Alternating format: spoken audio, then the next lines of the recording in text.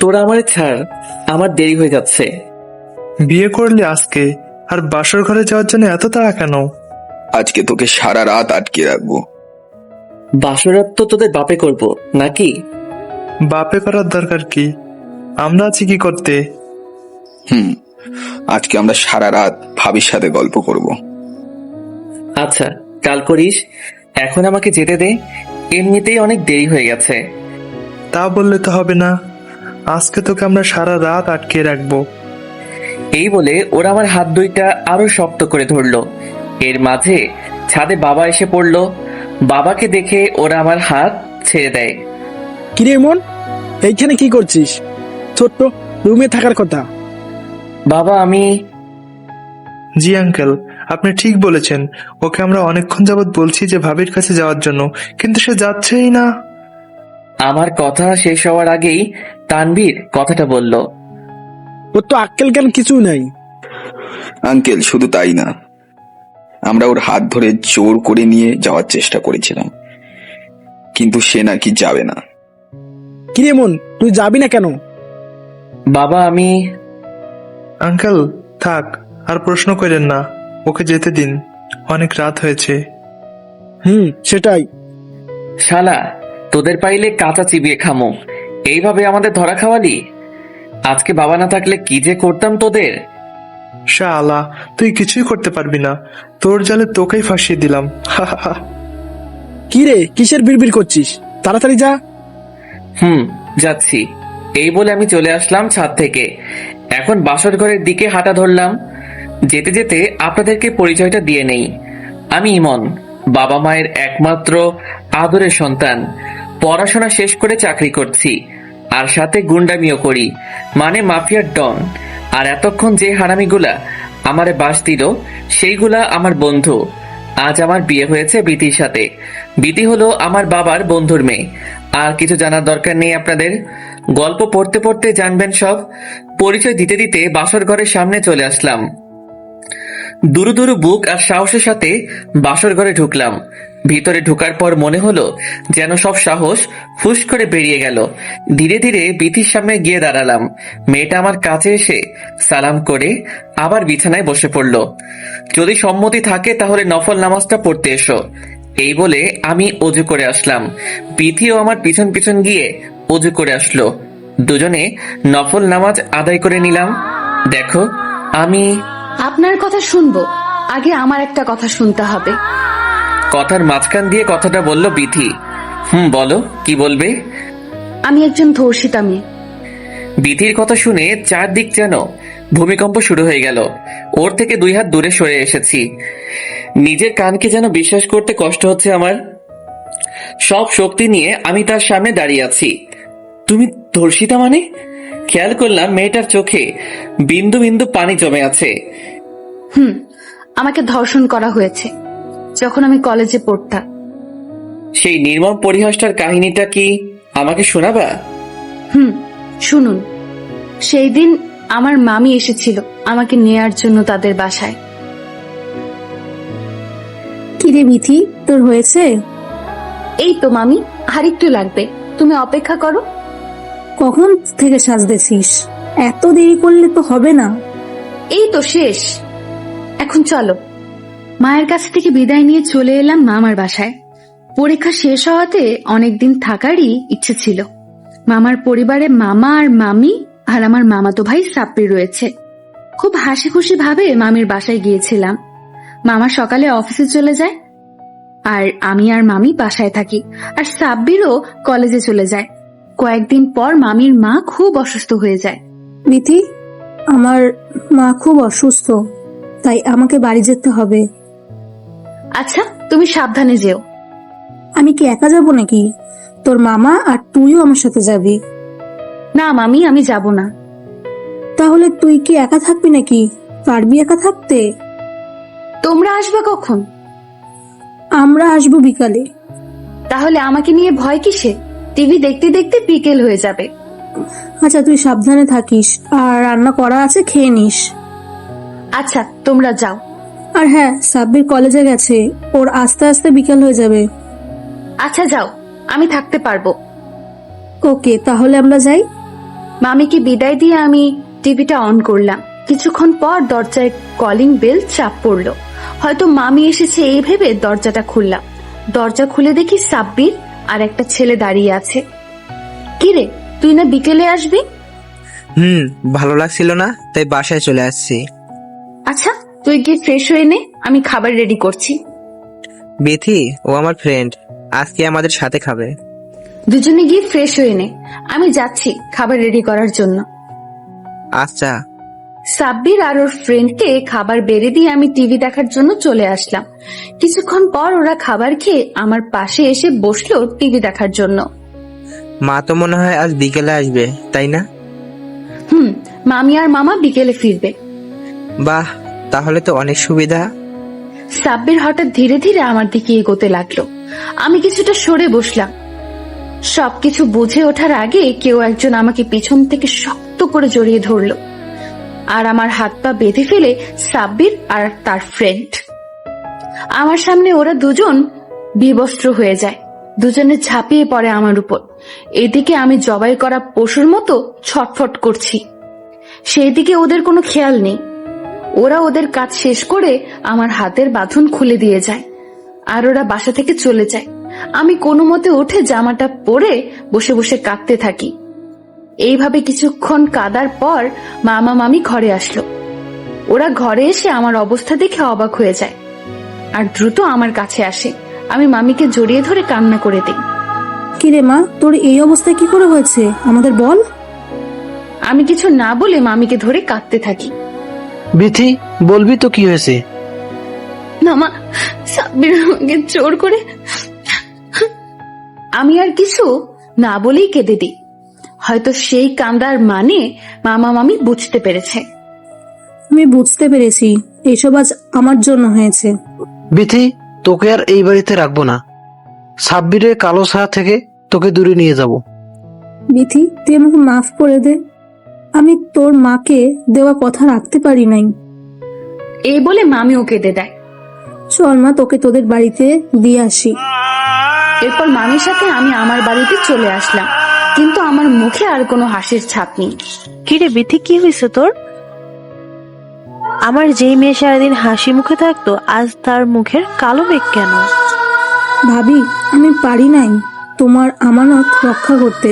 মানে কি বলতেছিস তুই? মামি আর কিছু বলল না। মা যা বুঝার বুঝে নিয়েছে। বর্তমান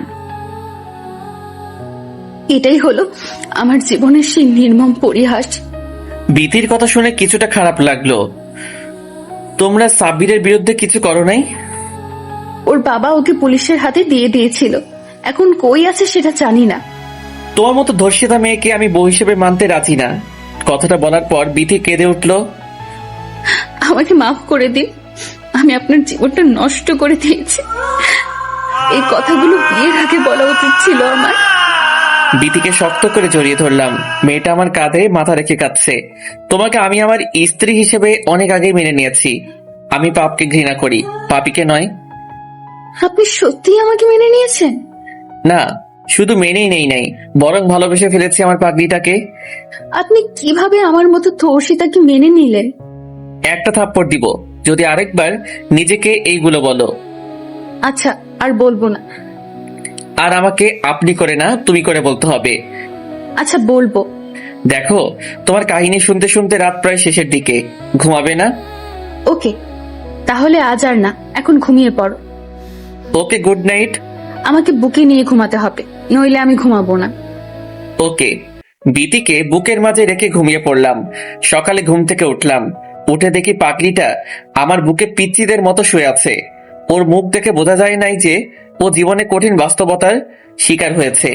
সকাল হয়ে গেছে, তাই ওকে সরিয়ে দেওয়ার চেষ্টা করলাম, কিন্তু ফলাফল শূন্য। ও আমাকে আরো শক্ত করে জড়িয়ে ধরলো। এই বিতি, উঠো, দেখো সকাল হয়ে গেছে। তো আমার ঘুম পাচ্ছে অনেক। না, অনেক সকাল হয়েছে, এখন উঠে পড়ো। এই বলে বিতিকে টেনে তুলে ফেললাম। ধুর, তোমার টানাটানিতে আর ঘুমটাই হলো না। আরে বাবা, এত ঘুমালে উঠবে কখন? যাও, ফ্রেশ হয়ে আসো। যাচ্ছি। আমি আর বিথি চলে গেলাম ফ্রেশ হওয়ার জন্যে। ফ্রেশ হয়ে খাবার টেবিলে গিয়ে দেখি বিথি মায়ের কাজে সাহায্য করছে। সবাই মিলে খাবার টেবিলে বসলাম নাস্তা করার জন্য। মা আপনি আসেন, আমি খাবারগুলো বেড়ে দিচ্ছি। না থাক, তুমি বসো, আমি দিচ্ছি। আমি আসার আগে অনেক বেড়ে খাইছেন, এখন আমি এসেছি তাই দায়িত্বটা আমার কাঁধেও পড়েছে। দেখো তোমরা, একেই বলে ঘরের লক্ষ্মী। দেখতে হবে না, খার বন্ধুর মেয়ে। হয়েছে, আপনার আর বলা লাগবে না। সবাইকে বিথি বেড়ে দিল। বিথিও কিছু খাবার নিয়ে আমার পাশে বসলো। খাবার খাওয়ার সময় অনুভব করলাম কেউ একজন পায়ের মধ্যে খুব সুরসুরি দিচ্ছে। বিথির দিকে তাকিয়ে দেখি ও মিটমিট করে হাসছে। আমার আর বুঝতে বাকি রইল না যে কাজটা বিথির। খাবারটা শেষ করে রুমে এসে বিথির জন্য অপেক্ষা করছি, কিন্তু মহারানীর আসার কোনো নাম নেই। অপেক্ষা করতে করতে হঠাৎ তানভীরের কল আসলো।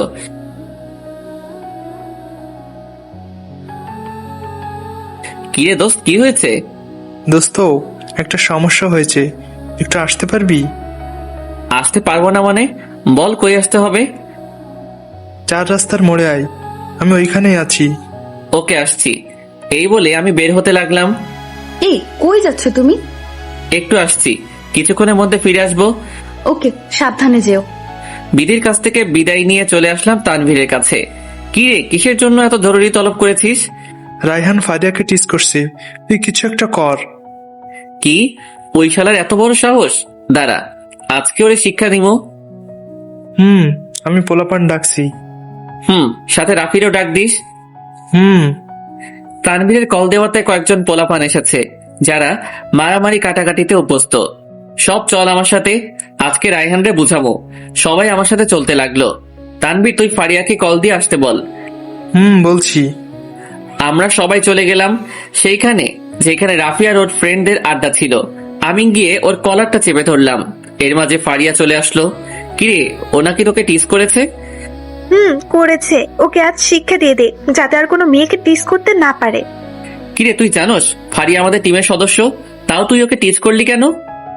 একা পেয়েছি তাই করছি, সামনে পেলে অনেক কিছু করতাম। তাই নাকি? তা তোর ফ্রেন্ড আছে বলে এত সাহস দেখাচ্ছিস, তাই না? এখন সব সাহস বেরিয়ে যাবে। ফারিয়া, তুই আগে ওকে থাপ্পড় দে। ফারিয়ার সাথে সাথে ওর গালে একটা থাপ্পড় দিয়ে দিল। তানভীর, এইবার তুই ওকে বুঝিয়ে দে। তানভীর ওকে ঘুষি মারার সাথে সাথে ওর মুখ দিয়ে রক্ত বের হওয়া শুরু করেছে।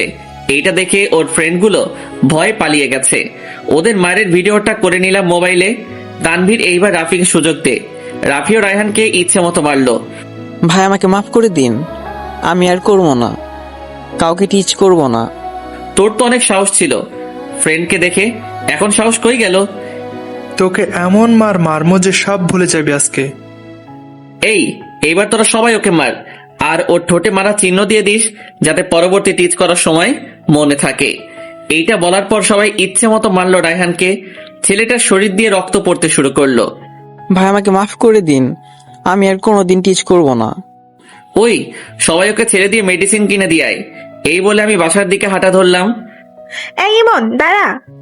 ফারিয়ার কথা শুনে দাঁড়িয়ে গেলাম। কি ডাকছিস কেন? আমাদের রেখে কই যাচ্ছিস? কোথায় আবার? বাসায় যাব। নতুন বিয়ে করে এত উন্নতি হয়েছে তোর? কিসের উন্নতি? আগের সময় পাইলে আমাদের সাথে আড্ডা দিতি, আর এখন বিয়ের পর কত উন্নতি তোর। ভাবি মনে হয় ইমনকে জাদু করে রেখেছে। তাই মনে হয়। চল আজকে বিথি ভাবির সাথে দেখা করে আসি। কিরে, নিবি তোর বইয়ের সামনে আমাদের? চল তাহলে আজকে নিয়ে যাই। হারামি 3টাকে নিয়ে গেলাম বাসায়। বিথি, ওরা 3টা আমার হারামি বন্ধু। ওদের 3 গ্লাস পানি খাইয়ে বিদায় করে দাও। পাগল নাকি তুমি? ওদের রুমে নিয়ে বসো। ভাবি কি তোর মতো কিপটে নাকি? থাক, অল্প কতক্ষণে ভাবিকে এত তাড়াতাড়ি চিনে গেছিস? চিনবে না, মুখ দেখলে বোঝা যায় যে কতটা ভালো, আর তোর মুখ দেখলে। হয়েছে ভাই, মাফ কর, আর মান সম্মান ডুবাইস না। ওকে চল, তোর রুমে যাই। তানভীর, রাফি আর ফারিয়ার সাথে আমি আর বিথি ইচ্ছে মতো আড্ডা দিয়ে ওদের বিদায় করে দিলাম। রুমে আসতেই বিথি দরজাটা আটকে দিল। কি হলো, দরজা আটকালে কেন? তোমার সাথে কথা আছে, তাই আটকিয়েছি। কি বলবে বলো? তুমি সকালে আমার কাছ থেকে বিদায় নিয়ে কই গিয়েছিলে? গিয়েছিলাম একটু বাহিরে আড্ডা দিতে। আড্ডা দিতে কি শার্টে রক্ত লাগে? বিধির কথা শুনে শার্টে তাকিয়ে দেখি রায়হানের রক্ত কিছুটা আমার গায়ে এসে লেগেছে। না মানে এইটা কি মানে করছো? সত্যি বলো, তুমি কই গিয়েছিলে? সত্যি বলতে একজনকে শিক্ষা দিয়েছি। তা কি এমন শিক্ষা দিয়েছো? দেখবে সেই শিক্ষা? ওকে, দেখি। বিধিকে মোবাইলে করা রায়হানকে মারার ভিডিও দেখিয়ে দিলাম। রায়হানকে এইভাবে মারতে দেখে ও খুব ভয় আর সাথে অবাক হয়ে যায়। এই, তোমরা একে এভাবে মারলে কেন? ছেলেটা খুব ভালো তাই মেরেছি। ভালো ছেলেকে বুঝি মারা লাগে? বিধির কোমরটা শক্ত করে চেপে ধরলাম আর বিছানায় শুয়ে দিয়েছি। ছেলেটা ফারিয়াকে টিচ করেছে তাই ওকে শিক্ষা দিয়েছি। তাই বলে এভাবে মারতে হবে? হবে। হয়েছে, এবার আমাকে ছেড়ে দাও, আমার কাজ আছে। ছাড়ার জন্য তো তোমাকে ধরি নাই। আজকে দেখি অনেক রোমান্টিক দেখাচ্ছে। যদি বুঝতে পারো তাহলে পালাচ্ছ কেন? আমার তো কাজ আছে, তাই যেতে হবে। না, তোমার শুধু একটা কাজ, সেটা হলো আমাকে আদর করা।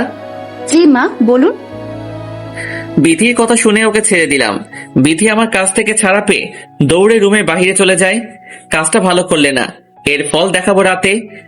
ওকে, দেখা যাবে। এই বলে বিধি মায়ের কাছে চলে গেল। দুপুরে সবার সাথে এক টেবিলে খেতে বসলাম। নীরবতা ভেঙে বাবা বলে উঠল, ইমন, তুই কালকে বৌমাকে নিয়ে তোর শ্বশুর বাড়ি যাবি। আরো কয়েকদিন পর গেলে হয় না? আমি যেটা বলছি সেটা কর, কাল যাবি তোরা। আচ্ছা বাবা। খাবার শেষ করে রুমে এসে জামা কাপড় গোছানোর প্রস্তুতি নিলাম। এমন সময় বিথি আসলো রুমে। হঠাৎ করে মাথাটা ব্যথা করে উঠল। কিছু না বলে চুপচাপ বিছানায় শুয়ে রইলাম। কি হয়েছে? হঠাৎ করে শুয়ে পড়লে যে? মাথাটা হঠাৎ করে ব্যথা করছে, অসহ্য যন্ত্রণা করছে। দাও, আমি তোমার মাথা টিপে দিচ্ছি। না থাক, লাগবে না, তুমি জামাগুলো গুছাও। পরে করলেও সমস্যা নেই। এই বলে বিথি তার কোলে আমার মাথাটা রাখলো। তার নরম হাত দিয়ে আমার মাথায় হাত বুলাচ্ছে। পরম আবেশে দুই চোখের পাতা এক হয়ে গেছে। চোখ খুলে দেখি রাত হয়ে গেছে। রুম থেকে বেরিয়ে ফ্রেশ হয়ে নিলাম। মা, বাবা আর বিথি তিনজনই আড্ডা দিচ্ছে। আমাকে দেখে বিথি বলে উঠল, তোমার মাথা ব্যথা কমেছে? এখন কিছুটা ভালো লাগছে। তা আমাকে বিকেলে ডাকো নাই কেন? তোমার শরীরটা খারাপ, তাই আর ডাকি নাই। ও আচ্ছা। বাবা মায়ের সাথে বসে কতক্ষণ জমিয়ে আড্ডা দিলাম। রুমে এসে দেখি এক কোণে আমার আর বিথির লাগেজ গোছানো শেষ। মোবাইলটা হাতে নিয়ে দেখি তানভীর কল দিয়েছে। দেরি না করে তানভীরকে কল দিলাম। কিরে, কল দিয়েছিলি কেন? দিয়েছিলাম এমনি। তা তোর কি হয়েছে? কল ধরস নাই কেন? ঘুমিয়েছিলাম তাই ধরতে পারি নাই। তোকে না পেয়ে বিধি ভাবিকে কল দিয়েছিলাম। শুনলাম তোর নাকি শরীর খারাপ। না, তেমন কিছু না, মাথাটা ব্যথা ছিল আর কি। সারাদিন ভাবিকে নিয়ে ভাবলে তো মাথা ব্যথা করবেই। শালা, আমি সারাদিন কই ভাবি? থাক ভাই, আমরা জানি, আমাদের শিখাতে আসিস না। আচ্ছা দোস্ত, পরে কথা বলি, এখন খাবো। Okay bye. কল কেটে দিয়ে খাবার খেতে চলে গেলাম। কোনো মতে খাবারটা খেয়ে রুমে এসে ঘুমানোর প্রস্তুতি নিলাম। কিছুক্ষণ পর বিথি আসলো রুমে। আমি আস্তে আস্তে দরজাটা আটকে দিলাম। কি হলো? তুমি দরজা আটকালে কেন? তোমাকে শিক্ষা দিব তাই। কি শিক্ষা? কেন, তুমি না বললে রাতে কি করতে পারি দেখবে? না, আমাকে আর দেখাতে হবে না, আমি বুঝে গেছি। কিছু না করতে বুঝে গেছো? বাহ, তুমি তো অনেক ব্রিলিয়েন্ট। এই বলে আমি ধীরে ধীরে বিথির দিকে এগোতে লাগলাম আর বিথি পিছনে যেতে লাগলো। এক পর্যায়ে বিথি দেওয়ালে ঠেকে যায়। আমি ওর খুব কাছাকাছি চলে আসি। বিথির নিঃশ্বাসগুলো খুব ভারী হয়ে গেছে। ওর নিঃশ্বাসগুলো আমার মুখের উপর পড়ছে। দেখাবো কেমন শিক্ষা দিতে পারি। না, লাগ।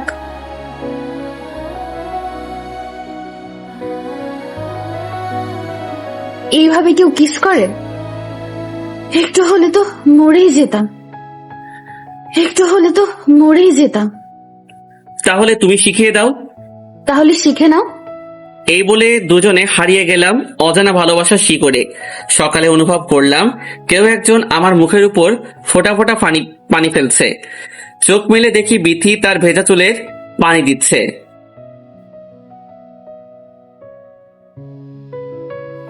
চোখ মেলে দেখি বিথি তার ভেজা চুলের পানি দিচ্ছে। কি হয়েছে, এইভাবে পানি ছিটাচ্ছ কেন? হয়েছে তো, আর কত ঘুমাবে? এই বলে বিথি আবার পানি দিতে লাগলো। বিথির পানি দেওয়াতে ঘুম পুরোটাই আকাশে উড়ে গেছে। বিথির দিকে তাকাতে যেন ক্রাশ খেয়েছি। গোসল করার পর শাড়ি পরেছে আর ভেজা চুলে উফ, অসাধারণ লাগছে। আমি বিথির হাত টান দিয়ে আমার বুকে শুইয়ে দিলাম। এইটা কি হচ্ছে? কেউ দেখে ফেলবে। ছাড়ো আমাকে। আগের বার হুমকি দিয়ে পালিয়ে গিয়েছো, কিন্তু এইবার আর পারবে না। আমার কাজ আছে, আমাকে যেতে দাও। শুনো, আমাকে এত বোকা ভেবো না, যত বোকা তুমি। কি আমি বোকা? অনেক বোকা। কারণ আমরা আজকে তোমার বাড়িতে যাব, আর তোমার এখন কোনো কাজ নেই। কাজ না থাকলেও আমাকে ছাড়ো, রেডি হতে হবে। পরে হলেও চলবে, আগে আমার বুকে শুয়ে থাকো। নাস্তা করবে না? দেরি হয়ে যাচ্ছে। ধুর, তোমাকে একটু জড়িয়ে ধরেছি আর তুমি কিনা পালানোর চেষ্টা করছো। জড়িয়ে ধরার অনেক টাইম পাবে, এখন নাস্তা করতে যাও। যাচ্ছি। ফ্রেশ হয়ে সবার সাথে নাস্তা করে রুমে এলাম রেডি হওয়ার জন্য। এই, আমাকে একটু সাহায্য করতে পারবে? বলো কি করতে হবে।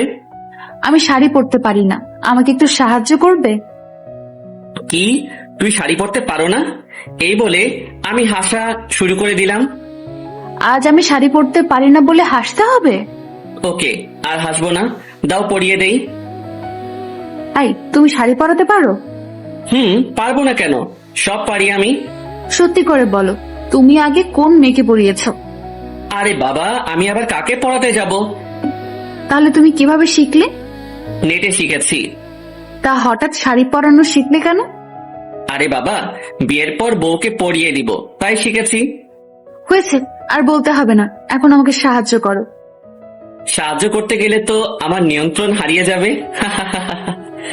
ধুর, কি যে বলো না, তাড়াতাড়ি সাহায্য করো। বিধিকে শাড়ি পরাতে ব্যস্ত হয়ে পড়লাম। বিধির পেট স্পর্শ করতেই যেন ও কেঁপে উঠছে, যেন ওর সারা শরীর দিয়ে কারেন্ট বয়ে যাচ্ছে। ও আমার হাতটা শক্ত করে চেপে ধরে আছে। কি হলো, হাত ধরলে কেন? তুমি শুধু কুচিটা ঠিক করে দাও, বাকিটা আমি করতে পারবো। আচ্ছা, আমি বিধির কুচিটা ঠিক করে দিলাম। বাহ, আমার বউকে তো শাড়িতে দারুণ লাগছে।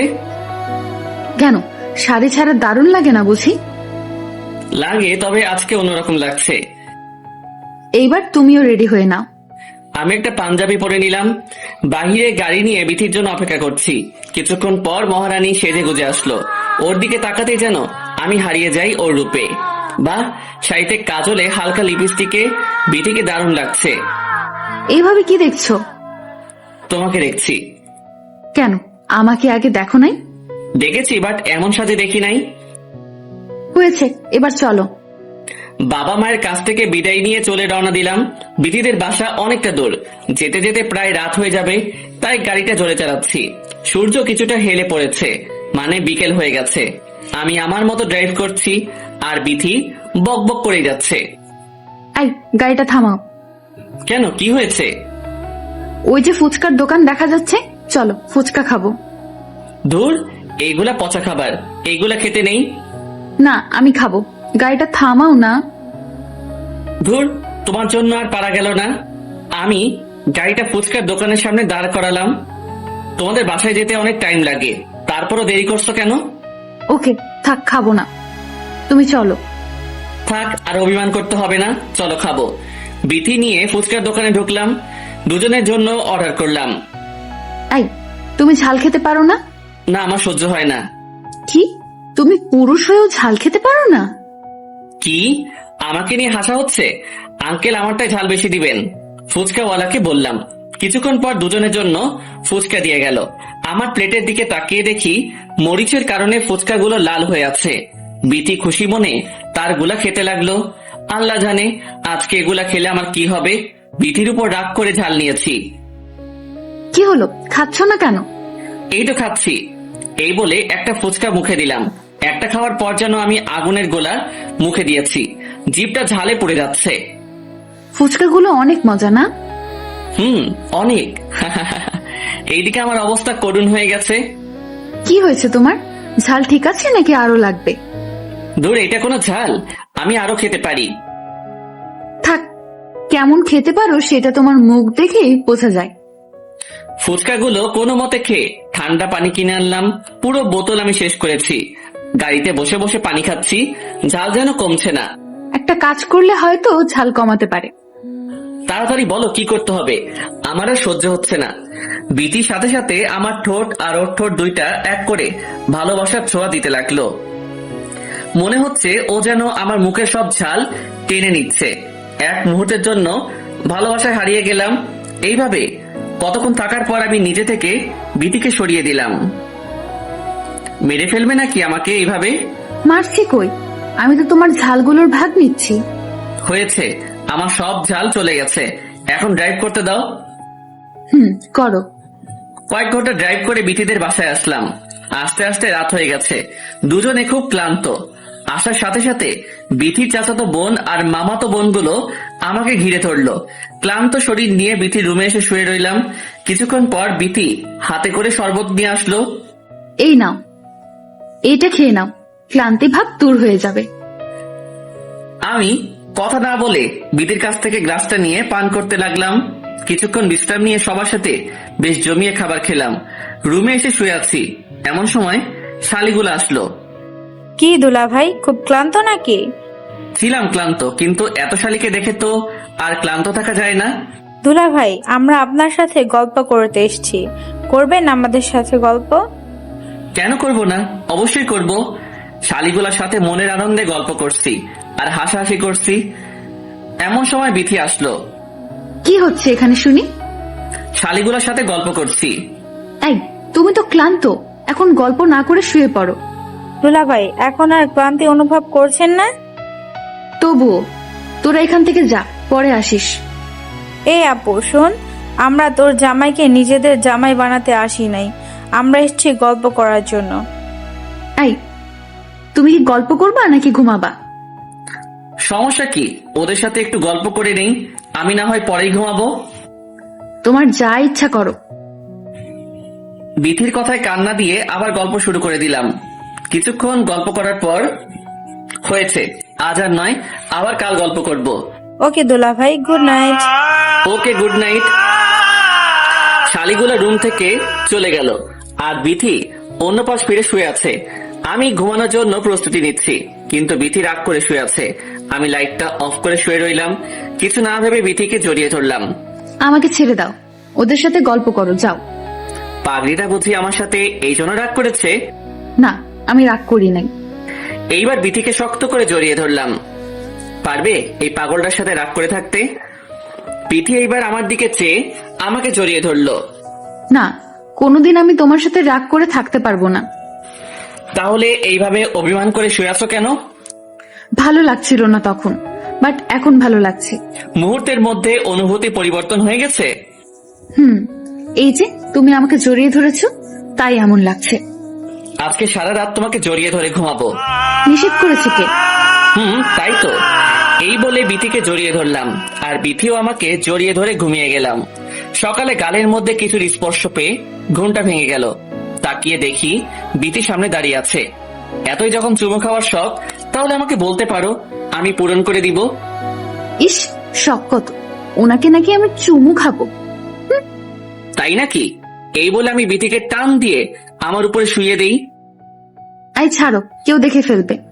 দেখলে দেখুক, আমার গেলে চুমু দিয়ে আমার বড় বড় কথা বলা হচ্ছে, তাই না? যা সত্যি তাই বলেছি। আমি এখন তোমাকে...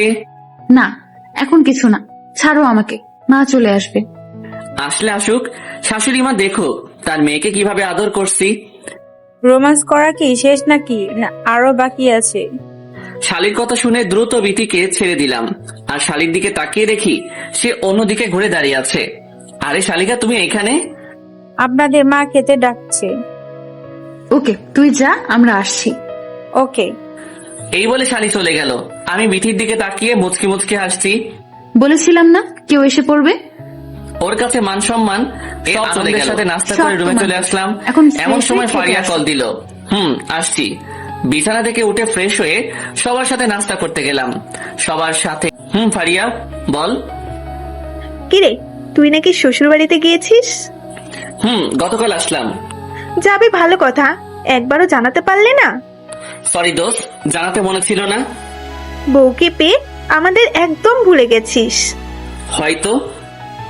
ওই কি বললি? না কিছু না, বউকে ভুলতে পারি কিন্তু তোদের ভুলবো না। থাক, আর চাপা মারিস না। বাসায় আসবি কবে? এই তো 2-1 দিন পর। আচ্ছা, তোর অফিস কবে খোলা? বাসায় আসার পরের দিন অফিসে যাব। ওকে, তাহলে পরে কথা বলি। Okay bye. কল কেটে দিয়ে মোবাইল টিপা শুরু করলাম। কিছুক্ষণ পর দুইজন মহারানীর আগমন রুমের মধ্যে। কি হলো, দুজনে আমার সামনে এসে দাঁড়ালে যে? দুলা ভাই, আজকে আমাকে আর আপুকে নিয়ে ঘুরতে বের হবে? না, আজকে না। আজকে ঘোরার মন মানসিকতা নেই। না দুলা ভাই, আজকে আর এইসব বললে হবে না, আমাদের নিয়ে ঘুরতেই হবে। এইটাই ফাইনাল। তুমি রেডি হয়ে নাও, আমরাও হচ্ছি। হচ্ছি। এই বলে আমি একটা শার্ট গায়ে দিয়ে চুলগুলো ঠিক করে মহারানীদের জন্য বাহিরে অপেক্ষা করতে লাগলাম। প্রায় ঘন্টা পেরিয়ে যাবে, তাও দুজনের আসার কোনো নাম নেই। হঠাৎ দুজন ময়দা সুন্দরী আমার সামনে আসলো। এই, কে আপনারা? এই, আমি বিথি। আমাদের চিনতে পারছো না? কি, তুমি বিথি? আমি বিথি। এত আটা ময়দা দেওয়ার কি দরকার ছিল? দেখতে বাজে লাগছে। আরে পাগল না, মজা করেছি তোমার সাথে। তোমাকে দারুণ লাগছে। থামান আপনাদের প্রেম, খালি আপুর সুনাম করছেন। আমাকে কেমন লাগছে তা তো বললেন না। ও মা, আমার শাড়িটাকেও আজকে দারুণ লাগছে, যেটা প্রকাশ করার ভাষা আমার নেই। সত্যি তাই? থাক, লজ্জা পেতে হবে না। এখন চলো তাড়াতাড়ি। বিথি আর শালিকে গাড়িতে তুলে ড্রাইভ করতে লাগলাম। গাড়ি একটা জায়গায় পার্কিং করে আমি, বিথি আর শালি হাঁটতে লাগলাম। হঠাৎ একটা ছেলে আসলো শালির কাছে। কি রে, ছেলেটা কে? আপু, ও হচ্ছে রাজীব। ওকে আমি খুব ভালোবাসি। তা এই কথা আমাদের আগে জানাসনি কেন? জানানোর প্রয়োজন মনে করি নাই, তাই জানাইনি। হাই, আমি ইমন। হ্যালো, আমি রাজীব। তোমার সাথে দেখা করে খুব ভালো লাগলো। জি, আমারও। সময় নিয়ে এসেছো নাকি আবার চলে যাবে? সময় নিয়ে এসেছি, যদি অনুমতি দেন তাহলে আপনার সাথে ঘুরতে পারি। তা তো অবশ্যই দিব। তাহলে আজকে 4 জনে জমিয়ে আড্ডা দেব। আমি আর বিথি আসলাম এক রাস্তায়, আর আমার শালি আর রাজি অন্য পথে। আমি বিথি হাত ধরে হাঁটতে লাগলাম। জানো, এই মুহূর্তে যে আমার অনুভূতিটা পাচ্ছি তা আগে কোনোদিন পাইনি। তাকে এত অনুভূতি পাওয়ার কারণ? কারণটা তুমি। তোমার হাত ধরে আগে তো কোনোদিন হাঁটি নাই, তাই এমন লাগছে। তোমার মতো আমারও এমন অবস্থা। বিথি কিছু না বলে হঠাৎ আমার পিছনে লুকিয়ে গেল। কি হলো, পিছনে লুকিয়েছো কেন? বিথির দিকে তাকিয়ে দেখি ওর মুখে ভয় জমে আছে, হাতগুলো কাঁপছে তার। কি হয়েছে বিথি, তোমার ভয় পাচ্ছ কেন? বিথি কিছু না বলে চুপচাপ আঙ্গুল দিয়ে কি জানি ইশারা করে দেখাচ্ছে। বিথির ইশারার দিকে ফলো করে তাকিয়ে দেখি বিথি একটা ছেলেকে দেখাচ্ছে। ছেলেটাকে তুমি চিনো নাকি? বিথি ভয়ের কারণে কথা বলতে পারছে না। বলো বিথি, তুমি কি তাকে চিনো? হ্যাঁ, চিনি। ও হচ্ছে হ্যাঁ, বলো কে এই ছেলেটা? ও হচ্ছে সেই জানোয়ার যে আমাকে নিরীহ ভাবে। বিথি আর কিছু না বলে কেঁদে দেয়। আমার আর বুঝতে বাকি রইল না যে ছেলেটাকে। তাহলে কি ওর নাম সাব্বির? ওর নাম সাব্বির। ওর সাথে মেয়েটাকে? হয়তো ওর জিএফ। ওর তো অভ্যাস নতুন নতুন জিএফ পটানো। আমি বিথির কথার জবাব না দিয়ে মোবাইলে সাব্বিরের কয়েকটা পিক তুলে নিলাম। তুমি সাব্বিরের ছবিতে কি করবে? কাজ আছে। চলো এখান থেকে, আমার এখানে ভালো লাগছে না। আমরা মাত্র আসলাম আর তুমি চলে যাবে? বাসায় যাব না, অন্য জায়গায় যাব। ভয়ের কিছু নেই, আমি আছি তোমার সাথে। তুমি থাকতে আমার কোনো ভয় নেই, তবুও আমার ভালো লাগছে না। চলো এখান থেকে। ওকে, তোমার বোন আর শালিকে নিয়ে গাড়িতে বসো। সবাইকে গাড়িতে বসিয়ে আমি ড্রাইভ করতে লাগলাম। জায়গাটা খুব ভালো ছিল, হঠাৎ পরিবর্তন কেন করলেন? আমার সমস্যা ছিল, তাই করেছি। যদি ভালো লাগে বসে থাক, আর না লাগলে নেমে যা। বিথির কথা শুনে সবাই চুপ হয়ে গেল। কিছুক্ষণ পর আরেকটা জায়গায় গাড়িটা পার্কিং করলাম। শালি আর রাজীব নিজের মতো ঘুরতে লাগলো। তোমার মনটা এখনো খারাপ? এইভাবে থাকলে কি ঘোরা যায়? কে বলেছে আমার মন খারাপ? আমি তো বেশ হাসি খুশিই আছি। তোমার চোখের কথাগুলো কি তাহলে মিথ্যে নাকি? গবেষণা না করে এখন চলো আমরা আমাদের মতো করে সময় কাটাই। আমরা 4 জন সারাদিন অনেক ঘুরলাম, কিন্তু বিথির মুখে যেন হাসিটা কমে গেছে সাব্বিরকে দেখার পর থেকে। সারাদিন ঘোরাঘুরি করে বাসায় ফিরলাম সবাই। কি হলো, খাবে না? খাবো। তুমি যাও, আমি আসছি। আমি তোমার সাথে খাবো না, ঘুমাবো না। কেন? তোমার এমন চেহারা আমার কাছে ভালো লাগে না। যতক্ষণ না তোমার মুখে হাসি ফুটবে ততক্ষণ খাবো না। এই যে আমি হাসছি, এখন খেতে চলো। যাচ্ছি। খাবার খেয়ে এসে ঘুমানোর প্রস্তুতি নিলাম। ড্রিম লাইটটা অন করে আমি শুয়ে পড়লাম, সাথে বিথিকেও জড়িয়ে ধরলাম। ওর কোনো রিয়াকশন নেই, হয়তো মনটা এখনো খারাপ। যাই হোক, অতীতের বড় একটা ধাক্কা পাগড়িটা একা একা সহ্য করেছে। হয়তো আমার মুখের কথাই সে এইগুলো ভুলতে পারবে না। বিথির কথাগুলো ভাবতে ভাবতে আর সাথে বিথিকে জড়িয়ে ধরে ঘুমিয়ে পড়লাম। মাঝরাতে অনুভব করছি কেউ আমাকে ডাকছে আর ধাক্কাচ্ছে। ঘুম ঘুম চোখে তাকিয়ে দেখি বিথি আমাকে ডাকছে, আর তার চোখে পানি। ওর এই অবস্থা দেখে চোখের ঘুমটা হারাম হয়ে গেল। কি হয়েছে তোমার? তুমি ঠিক আছো তো? বিথি কিছু না বলে আমাকে জড়িয়ে ধরলো আর কাঁদতে লাগলো। কোনো খারাপ স্বপ্ন দেখেছো? আমাকে বলো কিছু। দেখছি খুব খারাপ স্বপ্ন, যেটা অতীতে আমার সাথে ঘটেছিল। বিথির কথা শুনে আমিও বিথিকে শক্ত করে জড়িয়ে ধরলাম। তুমি বেশি চিন্তা করেছো তাই এমনটা হয়েছে, এখন ঘুমাও। আমার ঘুম আসছে না, খুব অস্বস্তি লাগছে আমার। তুমি ঘুমিয়ে পড়ো, আমি তোমাকে ঘুম পাড়িয়ে দেই। আচ্ছা। বিথিকে বুকের মাঝে চেপে ধরে তার মাথায় হাত বুলিয়ে ওকে ঘুম পাড়িয়ে দিলাম। কিছুক্ষণ পর বিথিকে বুকে চেপে ধরে আমিও ঘুমিয়ে পড়লাম। সকালে ঘুম থেকে উঠে দেখি বিথি বাচ্চাদের মতো আমার বুকে শুয়ে আছে। আমিও ওর ঘুমের কোনো ক্ষতি না করে ওর নিষ্পাপ মুখটা দেখতে লাগলাম। সহ্যের সীমা পেরিয়ে পাগড়িটার গায়ে কপালে ভালোবাসার স্পর্শ দিতেই বিথির ঘুমটা ভেঙে গেল। কি হলো, তুমি জেগে গেলে কেন? তোমার ভালোবাসার ছোঁয়া কি আমাকে ঘুমে রাখতে পারে? খুব নিষ্পাপ লাগছিল তোমাকে, তাই মন ভরে দেখছিলাম। তাহলে দেখা বন্ধ করলে কেন? মন ভরে দেখো। তুমি তো জেগে গেছো, তাই আজকে আর দেখবো না, আবার কাল দেখবো। হয়েছে, আর রোমান্টিক হওয়া লাগবে না, এখন ফ্রেশ হয়ে নাও। আমার বুকের উপর থেকে উঠলে তো আমি ফ্রেশ হতে যাব। ওকে, যাও এখন। বিছানা থেকে উঠে ফ্রেশ হতে চলে গেলাম। এইভাবে শ্বশুর বাড়ি থাকার মজা ভোগ করতে থাকি। আজ বিথি সহ বাসায় ফিরে আসলাম। ড্রাইভ করে খুব ক্লান্ত হয়ে গেছি। এই, তুমি ফ্রেশ না হয়ে শুয়ে পড়লে কেন? ক্লান্ত লাগছে খুব, তাই শুয়েছি।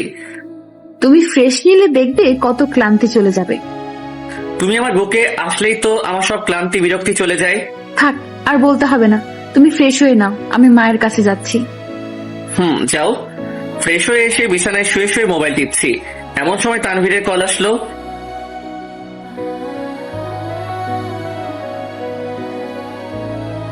হ্যাঁ তানভীর, বল। কি রে শালা, ফোন দিলে ঠিক মতো ধরস না কেন? আরে ভাই, আমি শ্বশুর বাড়ি গিয়েছিলাম। আমাদের একবারও জানাতে পারলি না? ফারিয়াকে তো বললাম, ও তোদের বলেনি। বলছে, বাট উচিত ছিল তোর বলা। ওকে দোস্ত, সরি। এখন বল তোদের কি খবর? এই তো চলছে মোটামুটি। দোস্ত, কাল আমার অফিস আছে, তুই কাল আমার অফিসে আসতে পারবি? পারবো না কেন, এখন বল আসবো কি কারণে। সব কাল বলবো, তুই কাল দেখা করিস। ওকে, করব। ওকে দোস্ত, এখন রাখি, বাই। বাই। কল কেটে মিঠির জন্য অপেক্ষা করতে লাগলাম। ও রুমে আসছে না কেন? ওর জন্য অপেক্ষা করতে করতে রাতের খাবারের সময় হয়ে গেছে। বাবা মায়ের সাথে বসে খাবারটা খেয়ে নিলাম। রুমে এসে আবার বিথির জন্য অপেক্ষা করতে লাগলাম। কিছুক্ষণ পর মহারানী কাজ শেষ করে আসলো। দুজনে ঘুমানোর প্রস্তুতি নিলাম। তোমার জন্য কতক্ষণ ধরে অপেক্ষা করছি তুমি জানো? কি করব, মায়ের সাথে গল্প করতে করতে সময় চলে গেছে, তার টের পাইনি। এইদিকে আমি যে অপেক্ষা করছি তার কোনো খেয়াল নেই তোমার কাছে? অবুঝের মতো কথা বলো না তো। মাকে অনেক দিন পর দেখলাম, তাই অনেক গল্প করেছি। হয়েছে, এবার আমাকে টাইম দাও।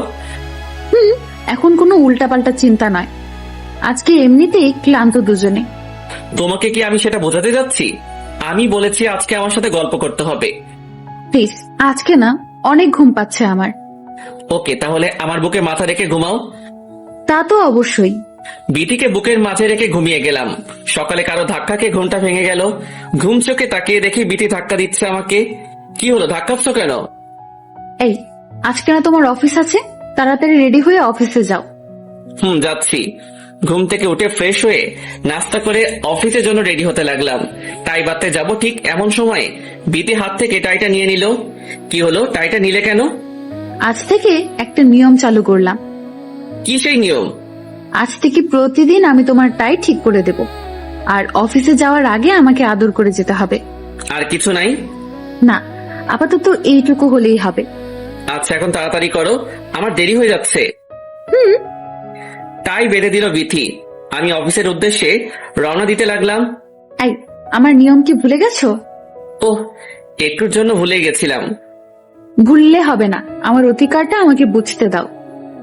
আমি বিথির কপালে ভালোবাসার পরশ এঁকে দিয়ে অফিসের উদ্দেশ্যে রওনা দিলাম। আমি বিথির কপালে ভালোবাসার পরশ এঁকে দিয়ে অফিসের উদ্দেশ্যে রওনা দিলাম। অফিসে বসে কাজ করছি, এমন সময় তানভীর আসলো কেবিনে। কি রে, এত জরুরি তলব করলি কেন? তোর সাথে কিছু কথা বলার ছিল, তাই ডেকে এনেছি। তা কি বলবি বল। আমি পকেট থেকে মোবাইলটা বের করে সাব্বিরের ছবিটা তানভীরকে দেখালাম। ছবিটা দেখতো। কে ছেলেটা? আমাদের পরবর্তী টার্গেট এই ছেলে, বুঝেছিস? ও, আবার কি হয়েছে যে ওকে শিক্ষা দিব? ও আমার সবচেয়ে বড় ক্ষতি করেছে। কি ক্ষতি করেছে আমাকে বল। ও বিথিকে ছোটবেলায় রেপ করেছে, সাথে ওর বন্ধু ছিল। আমার কথা শুনে তানভীরের চোখগুলা বড় বড় হয়ে গেছে। কি বলছিস তুই এসব? এইটাই সত্যি, তাই ওকে শিক্ষা দিতে হবে। কি থেকে কি হয়েছে তা আমাদের খুলে বল। তাহলে শোন, তানভীরকে সব বলে দিলাম, যা যা ঘটেছিল সেই দিন বিথির সাথে। দোস্ত, এত বড় একটা কাহিনী ঘটে গেল আর তুই আমাদের আজ বললি? আচ্ছা, এখন যেহেতু বলেছি, তাই আমাকে এই সাহায্যটা করতে পারবি? এইভাবে বলছিস কেন? আমরা সব সময় তোর পাশে আছি। তা ফারিয়া আর রাফির কি খবর? এই তো ভালোই, তুই নাই তাই এখন আর আড্ডা দেওয়া হয় না। কিভাবে দিব? অফিসের কাজ, আবার বাসায় একটা পাগল আছে, ওকে সামলাতে হয়, সব মিলিয়ে বিজি থাকি। আর আমাদের সময় কে দিবে? ওকে, একদিন জমি আড্ডা দিব। ওকে, তাহলে আমি যাই, যেই দিন কাজ করবি সেদিন ডাক দিবি। তুই যা, ডাকবো এক সময়। তানভীর চলে গেল, আমিও আবার আমার কাজ করা শুরু করে দিলাম। কাজ করতে করতে দুপুর হয়ে গেছে, অথচ সেই দিকে আমার কোনো খেয়াল নেই। খেয়ালটার ব্যতিক্রম ঘটলো মোবাইলের রিং এর কারণে। স্ক্রিনে তাকিয়ে দেখি বিথির কল আসলো। কলটা রিসিভ করলাম।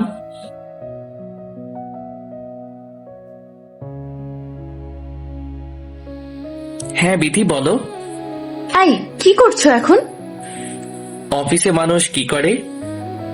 দুপুরের খাবার খেয়েছো? না, আমি এখনো খাইনি, কাজ শেষ হলে খাবো। কি, এখনো খাওনি কেন? কাজ আছে এখন, তাই খেতে পারি নাই। কাজ শেষ হলে খাবে, নইলে আমিও খাবো না। তুমিও খাওনি? না, এখনো খাইনি। খাওনি কেন? তুমি খাওয়ার পর খাবো। ওকে, আমি খেয়ে এসে তোমাকে কল দিচ্ছি। ওকে। কল কেটে দিয়ে সব কাজ আপাতত রেখে খাবারটা খেয়ে নিলাম। খাওয়ার পর বিথিকে কল দিলাম। খেয়েছো তুমি নাকি এখনো খাওনি? মাত্র খেয়েছি, তুমিও খেয়ে নাও। ওকে, খাচ্ছি। আরে, কোনোদিন আমার জন্য অপেক্ষা করবা না? নিজের খাবারটা খেয়ে নিবা। পারবো না, পারবো না, পারবো না। এই বলে বিথি লাইনটা কেটে দিল। পাগলি একটা, ওর কথা ভাবতেই ঠোঁটের কোণে হাসিটা চলে আসে। সারাদিন অফিসে কাজ করে বাসায় ফিরলাম ক্লান্ত শরীরে। ক্লান্তির কারণে বসে আছি, হঠাৎ কেউ একজন আমার মুখটা পরিষ্কার করতে লাগলো। তাকিয়ে দেখি বিথি তার আঁচল দিয়ে আমার মুখটা পরিষ্কার করছে। সারাদিন নিজের একটু যত্ন করতে পারো না? তুমি থাকতে আমি নিজের যত্ন কেন করব? যেদিন আমি হারিয়ে যাব সেদিন কি করবে? বিথির কথা শুনে নিমিষেই মনটা খারাপ হয়ে গেল। ও আমার মুখটা এখনো পরিষ্কার করছে, আমি ওর হাতটা ধরে ফেলি। কি হলো, হাত ধরলে কেন? লাগবে না আমার যত্ন নেওয়া? আমার কথা শুনে রাগ হলো বুঝি? রাগটা সামলাতে না পেরে বিথিকে জড়িয়ে ধরলাম। আর কোনো দিন এসব বলবা না, তুমি আমাকে ছেড়ে কোথাও যাবে না। কষ্ট পেয়েছো বুঝি? অনেক। এখন আমাকে ছেড়ে দিয়ে ফ্রেশ হতে যাও। যাচ্ছি। রাতে খাবারকে ঘুমানোর প্রস্তুতি নিলাম। বিথি রুমে আসলো। বিথি, তোমাকে অতি শীঘ্রই একটা কিছু উপহার দিব। কি দিবা আমাকে? সেটা না হয় অজানাই থাক, যেদিন দিব সেদিন দেখবা। ওকে, দেখবো তুমি আমাকে কি উপহার দাও। উপহারের জন্য হয়তো আমাকে একদিন বাইরে থাকতে হবে। বাইরে থাকবো মানে? মানে তোমাকে উপহার জোগাড় করতে হলে আমাকে বাইরে থাকতে হবে। এমন উপহার আমার দরকার নেই, তুমি আমার কাছেই থাকবা। ধুর পাগল। আচ্ছা, আমি যখন তোমার বাসায় গিয়েছি তখন তোমার মামা মামি আসে নাই কেন? ওদের সাথে মায়ের ভুল বোঝাবুঝি চলছে এখনো। তারা কি বাসা পরিবর্তন করে চলে গেছে নাকি? না, আগের বাসাতেই আছে। তোমাদের পাশের গ্রামে থাকে, তাই না? না, তারা আর আমরা একই গ্রামে থাকি। ওনারা চৌরাস্তার পাশে সবুজ বড় বিল্ডিংটায় থাকে। ও আচ্ছা, তুমি এত কিছু জানতে চাইলে কেন? এমনি জেনেছি আমি। হয়েছে, আর কথা বলতে হবে না, এখন ঘুমাও। পরের দিন সকালে উঠে ফ্রেশ হয়ে নাস্তা করে নিলাম। বিধির নিয়মগুলো পালন করে চলে আসলাম অফিসে। অফিসে এসে কাজের মধ্যে তানভীরকে কল দিলাম। কিরে, কিছুই তো জানাইলি না? সব ঠিক আছে, এখন শুধু যাওয়ার পালা। কাল সকালে আমরা বেরিয়ে পড়বো, সাথে রাফিকেও সাথে নিস। নিব। এইভাবে কথা আর কাজের মধ্য দিয়ে দিনটা চলে গেল। বাসায় ফিরে রাতের খাবারটা খেয়ে নিলাম। বিধি, আমি কাল বেরিয়ে যাব সকালে। কালই বেরিয়ে যেতে হবে তোমাকে? কালই চলে যাব। কি এমন কাজ যে আমাকে বলা যাবে না? সেটা না হয় আসলেই বলবো। ওকে, বাসায় আসবে কবে? কাজ শেষ হতে হতে একদিন লাগবে। একদিন আমার কাছে 1 বছরের মতো লাগবে। একটু সহ্য করতে পারবি না আমার জন্য? পারবো। আজকে আমাকে বুকের মধ্যে রেখে বেশি ভালোবাসা দিয়ে ঘুম পাড়াতে হবে। প্রতিদিন তো এই কাজ করি। আজকে একটু বেশি করতে হবে। ওকে ম্যাডাম, করব। পিঠিকে বুকের সাথে চেপে ধরে পরম ভালোবাসায় ঘুমিয়ে গেলাম। পরের দিন সকালে উঠে বিঠির কাছ থেকে বিদায় নিয়ে চলে আসলাম তানভীরদের বাসার নিচে। কিরে, কই তুই? এখন আমি আর রাফি একসাথে আসছি। রাফি কি তোর বাসায়? ও আমার বাসায়। তাড়াতাড়ি নিচে আয়, দেরি হয়ে যাচ্ছে। আসছি। কল কেটে দেওয়ার কিছুক্ষণ পর তানভীর আর রাফি আসলো। কিরে, তোদের আসতে এত দেরি কেন? শিক্ষা দেওয়ার জন্য নতুন অস্ত্র ধার করছিলাম। অস্ত্র মানে? একটা ধারালো ব্লেড রেডি করে রেখেছি। ওই দিকটাতে সব ক্লিয়ার আছে তো? সব ঠিকই আছে। ওকে, তাহলে চল। গাড়ি ড্রাইভ করতে শুরু করে দিলাম। গন্তব্যে আসতে আসতে দেরি হয়ে গেছে। একটা হোটেলে একদিনের জন্য ভাড়া দিলাম। রাতে খাবার খেয়ে শুয়ে রইলাম। এমন সময় বিথি কল দিল। হ্যাঁ বিথি, বলো। ধুর, কিছু ভালো লাগছে না আমার। কই তুমি? আমারও ভালো লাগছে না, কিন্তু যেই কাজের জন্য এসেছি তা এসে তোমাকে বলবো। আজ রাতটা যে কিভাবে কাটাবো জানি না। ঘুমিয়ে পড়ো চুপটি করে। তোমার বুকে মাথা না রাখলে আমার ঘুম হবে না। শুধু আজকে রাতটা কষ্ট করো, তারপর থেকে দেখবে সব ঠিক হয়ে গেছে। রাতে খেয়েছো নাকি এখনো না খেয়ে আছো? এই তো মাত্র খেয়েছি, তুমি খেয়েছো? আমিও মাত্র খেলাম। আচ্ছা, তুমি ঘুমাও। Good night. Good night. Call কেটে দিয়ে কিছুক্ষণ মোবাইল টিপাটিপি করে ঘুমিয়ে গেলাম। সকালে উঠে আমাদের ভাড়া করা এলাকার বড় ভাইদের নিয়ে চলে গেলাম সাব্বিরের বাসায়। আমাকে চিনে যেতে পারে, তাই তানভীরকে পাঠালাম ভিতরে। কে তুমি বাবা? আন্টি, আপনি আমাকে চিনবেন না, আমি সাব্বিরের নতুন ফ্রেন্ড। ও আচ্ছা, বসো বাবা। না, আজকে হাতে একদম সময় নেই। সাব্বিরকে একটু ডেকে দিবেন, ওর সাথে কথা ছিল। ও তোর কলেজে আছে, বাসায় আসবে বিকালে। আচ্ছা, তা ও কোন কলেজে পড়ে? বন্ধু হয়ে জানো না কোন কলেজে পড়ে? আসলে আমার সাথে ওর পরিচয় গত 2 দিনের, তাই এত কিছু জানা হয়নি। তারপর আন্টি আমাকে তার বিশ্ববিদ্যালয়ের নাম বলল। আচ্ছা, তাহলে আমি আজকে আসি। বসে কিছু মুখে দেও। না আন্টি, আজকে না, আরেকদিন আসবো। আচ্ছা। এই বলে তানভীর আমাদের কাছে আসলো। কি রে, সাব্বিরকে পাস নাই? সাব্বির এখন কলেজে আছে। তাহলে চল, ওইখানে ওকে বোঝাবো। চল। বড় ভাই আর বন্ধুদের সাথে নিয়ে চলে আসলাম সাব্বিরের কলেজে। এসে সাব্বিরকে খুঁজতে লাগলাম। হঠাৎ একজনকে খুব চেনা চেনা লাগছে। রাফি, দেখতো ও সাব্বির না? তুই গিয়ে ওকে বুঝিয়ে শুনিয়ে একটু নির্জন জায়গায় নিয়ে চল, বাকিটা আমরা দেখতেছি। যাচ্ছি। এই বলে রাফি সাব্বিরের কাছে গেল। সাবির ভাই, আপনাকে মিথিলা আপু ডাকছে। কোন মিথিলা আবার আমাকে ডাকছে?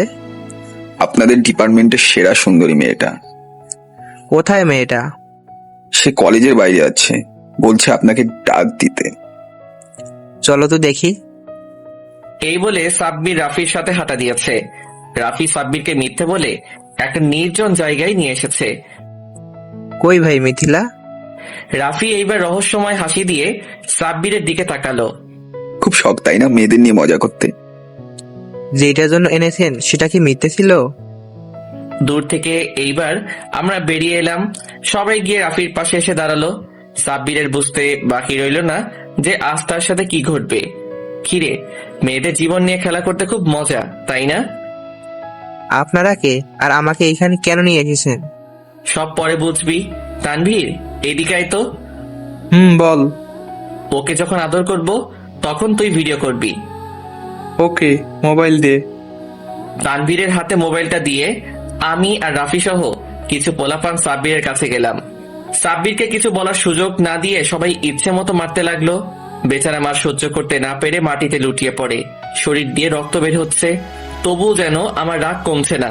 সবাই থেমে গেলেও আমিও ইচ্ছে মতো মারতে লাগলাম। ইমন, বিথি ভাবি কল দিয়েছে।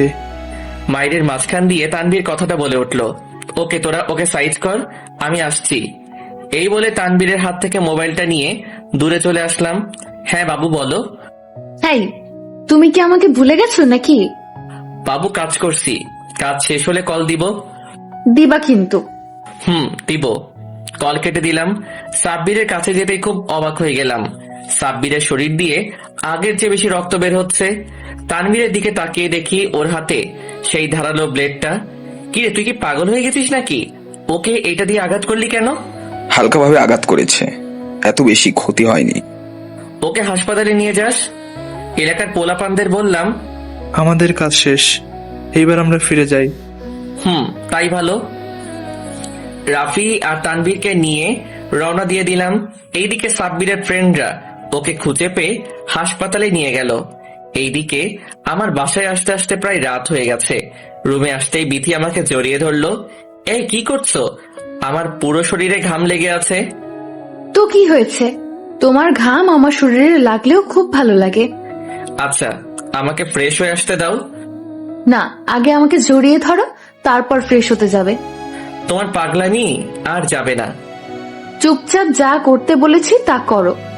আমি আর কথা না বাড়িয়ে বিথিকে জড়িয়ে ধরলাম। কিছুক্ষণ পর আবার ছেড়ে দিলাম। এখন তো ফ্রেশ হতে যাওয়া লাগবে। ওকে, যাও। ফ্রেশ হয়ে এসে রাতের খাবারটা খেয়ে নিলাম। আমি আর বিথি রুমে ঘুমানোর প্রস্তুতি নিচ্ছি। আচ্ছা, তুমি না আমাকে কি উপহার দিবে? ব্যাপারটা ঠিক উপহার না, সারপ্রাইজ হবে। যাই হোক, তা কি সেটা? তোমার সকল ভয় আমি দূর করে দিয়েছি। কিসের ভয়? আমি মোবাইলটা বের করে ওর হাতে দিলাম। ভিডিওটা দেখো তো কেমন হয়েছে। বিথি মোবাইলটা হাতে নিয়ে সাব্বিরকে মারার ভিডিওটা দেখতে লাগলো। বিথি ভিডিওটা দেখে খুব অবাক হয়ে গেল। তুমি এই কাজের জন্য বেরিয়েছিলে? এই শিক্ষাটা দেওয়ার জন্য গিয়েছিলাম। তুমি আবার কেন ওইগুলো করতে গেলে? যে আমার পাগড়িটাকে কষ্ট দিয়েছে তাকে আমি এত সহজে ছেড়ে দিব? কখনোই না। তাই বলে কি এত মারতে হবে নাকি? তোমার বুঝি মায়া হচ্ছে ওর জন্য? না, আমার কাছে অনেক খুশি লেগেছে। এতদিনে আমার ভয় আর রাগটা কমেছে। ওকে, এখন ঘুমিয়ে পড়ো। এইভাবে কেটে গেল কয়েকটি মাস। অফিসে বসে কাজ করছি, এমন সময় বিথির কল আসলো। হ্যাঁ বিথি বলো। এই, তাড়াতাড়ি বাসায় আসতে পারবে? এখন তো আমি অফিসে আছি, কিভাবে আসবো? না, তোমাকে আসতেই হবে, আমি কিছুই জানি না। এই বলে বিথি কল কেটে দিল। এত তাড়াতাড়ি আসতে বললো কেন? কোনো সমস্যা হয়নি তো? কাজ ফেলে রেখে দ্রুত গাড়ি নিয়ে চলে আসলাম বাসায়। রুমে এসে দেখি বিথি শুয়ে আছে। কি হয়েছে? এইভাবে তাড়াতাড়ি আসতে বললে কেন? খুব তাড়াতাড়ি চলে এসেছো দেখি। কি হয়েছে? জানো, আজকে আমি অনেক খুশি। কারণটা শুনলে তুমিও খুশি হবে। তাহলে বলো সেই কারণটা। না, আমার লজ্জা করছে, তুমি বুঝে নাও। আরে তুমি না বললে আমি বুঝবো কেমনে? বলো প্লিজ। তুমি বাবা হতে চলেছ। বিথির কথা শুনে বলার ভাষা হারিয়ে ফেলেছি। আমি কি ভুল শুনেছি নাকি? কি বলেছো আবার বলো। কেন, শুনতে পাওনি? তুমি পিচ্চি বাচ্চায় বাবা হবে। বিথির কথা শুনে এত খুশি হলাম যে বিথিকে কোলে তুলে ঘোরাতে লাগলাম। এই, কি করছো? আমাকে নামাও, ভয় লাগছে খুব। না, আজকে নামাবো না। আজ আমি অনেক খুশি। ইয়াহু! হয়েছে, এবার আমাকে নামাও প্লিজ। বিথিকে কোল থেকে নামালাম। আজ সত্যি আমি অনেক খুশি, কারণ তুমি আমাকে সেরা গিফট উপহার দিতে যাচ্ছ। আগে আমার জন্য আচার নিয়ে আসো, তারপর কথা হবে। ওকে, এক্ষুনি যাচ্ছি। এই বলে ঘর থেকে বেরিয়ে যেতে মায়ের সাথে দেখা। কিরে, বইয়ের জন্য আচার কিনতে যাচ্ছিস বুঝি?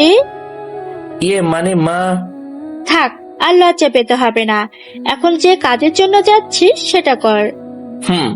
দোকানে এসে বিথির জন্য নানান ধরনের চাটনি কিনলাম, বাসায় এসে বিথিকে দিলাম।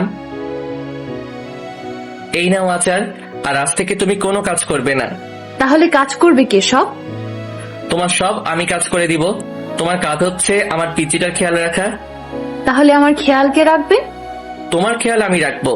ওকে, দেখবো কেমন খেয়াল রাখতে পারো। তুমি এখন রেস্ট নাও, আমি আসছি।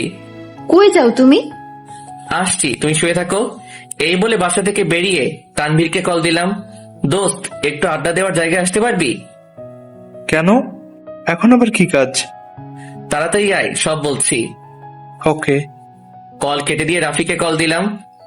হ্যাঁ দোস্ত, বল। দোস্ত, একটু আমাদের আড্ডা দেওয়ার জায়গায় আসতে পারবি?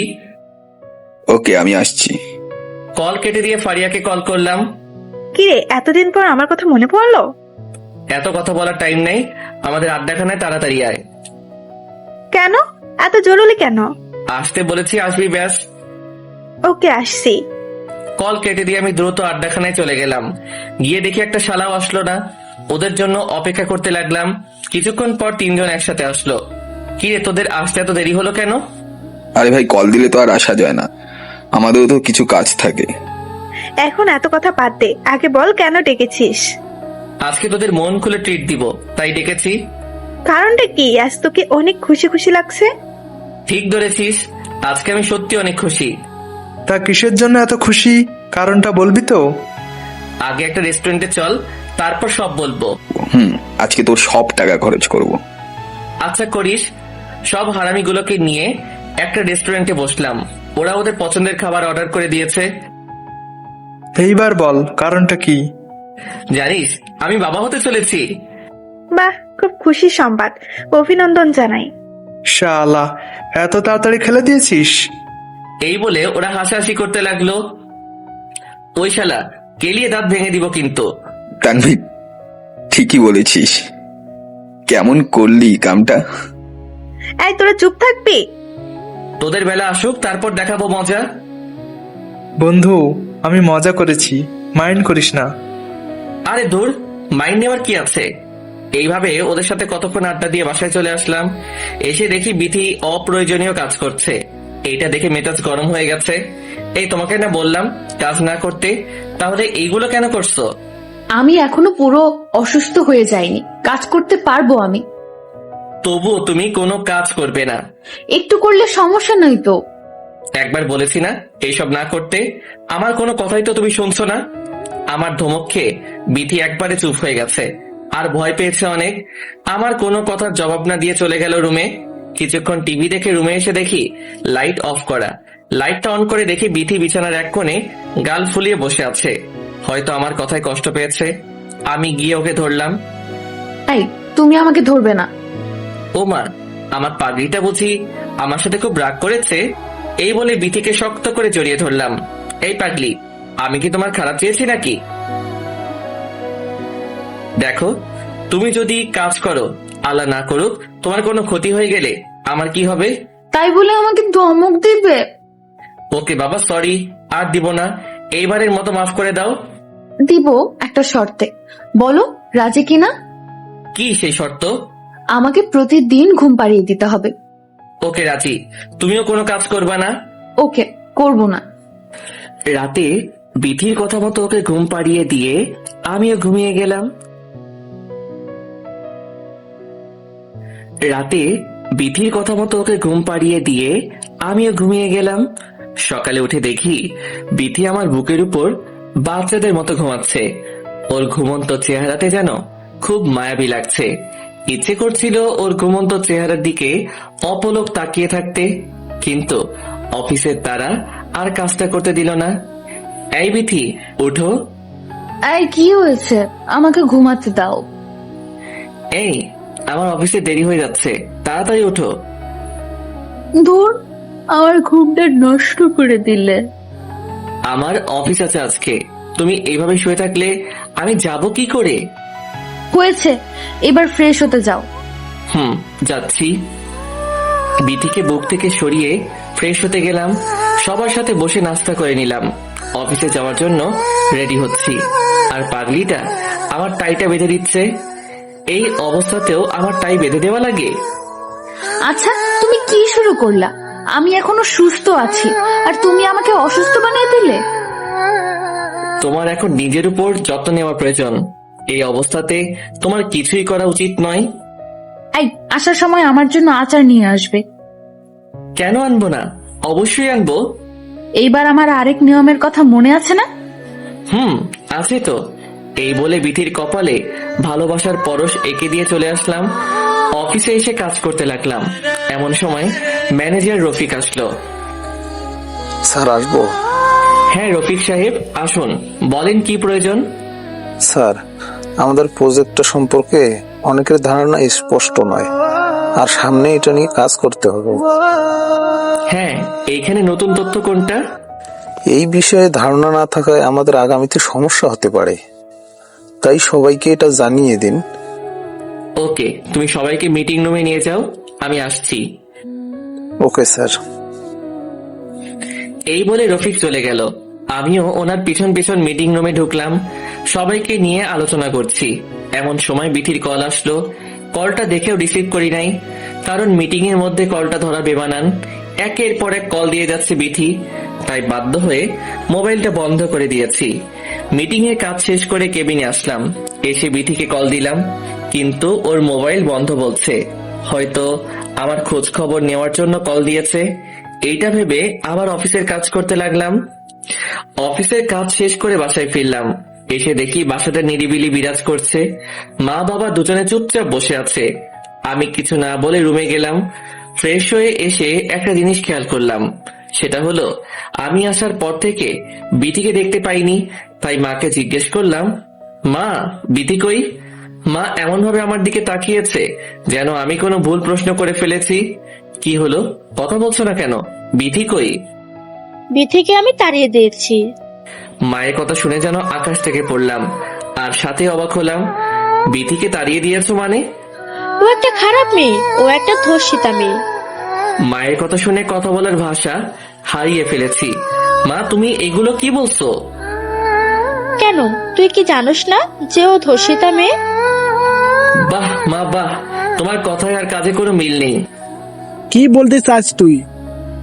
আমি বলতে চাই এই কথা যে, যেই বাবা মা আমাকে শিক্ষা দিয়েছিল যে পাপীকে নয় পাপকে ঘৃণা করো, আজ তাদের দ্বারা এমন নিকৃষ্ট কাজ হতে পারে তা আমার জানা ছিল না। কোনো ধর্ষিতা মেয়ে আমার বাড়ির বউ হবে না। বিথির কথা ছেড়ে দাও। আরে, ওর মধ্যে বড় হচ্ছে আমাদের বাড়ির প্রদীপ। সেইটা কি তোমরা ভুলে গেছো? তুই এখন এগুলো কেন বলছিস? বিথি তো ইচ্ছে করে ধর্ষিত হয়নি, তাকে জোর করা হয়েছে। সেটা কি জানো না?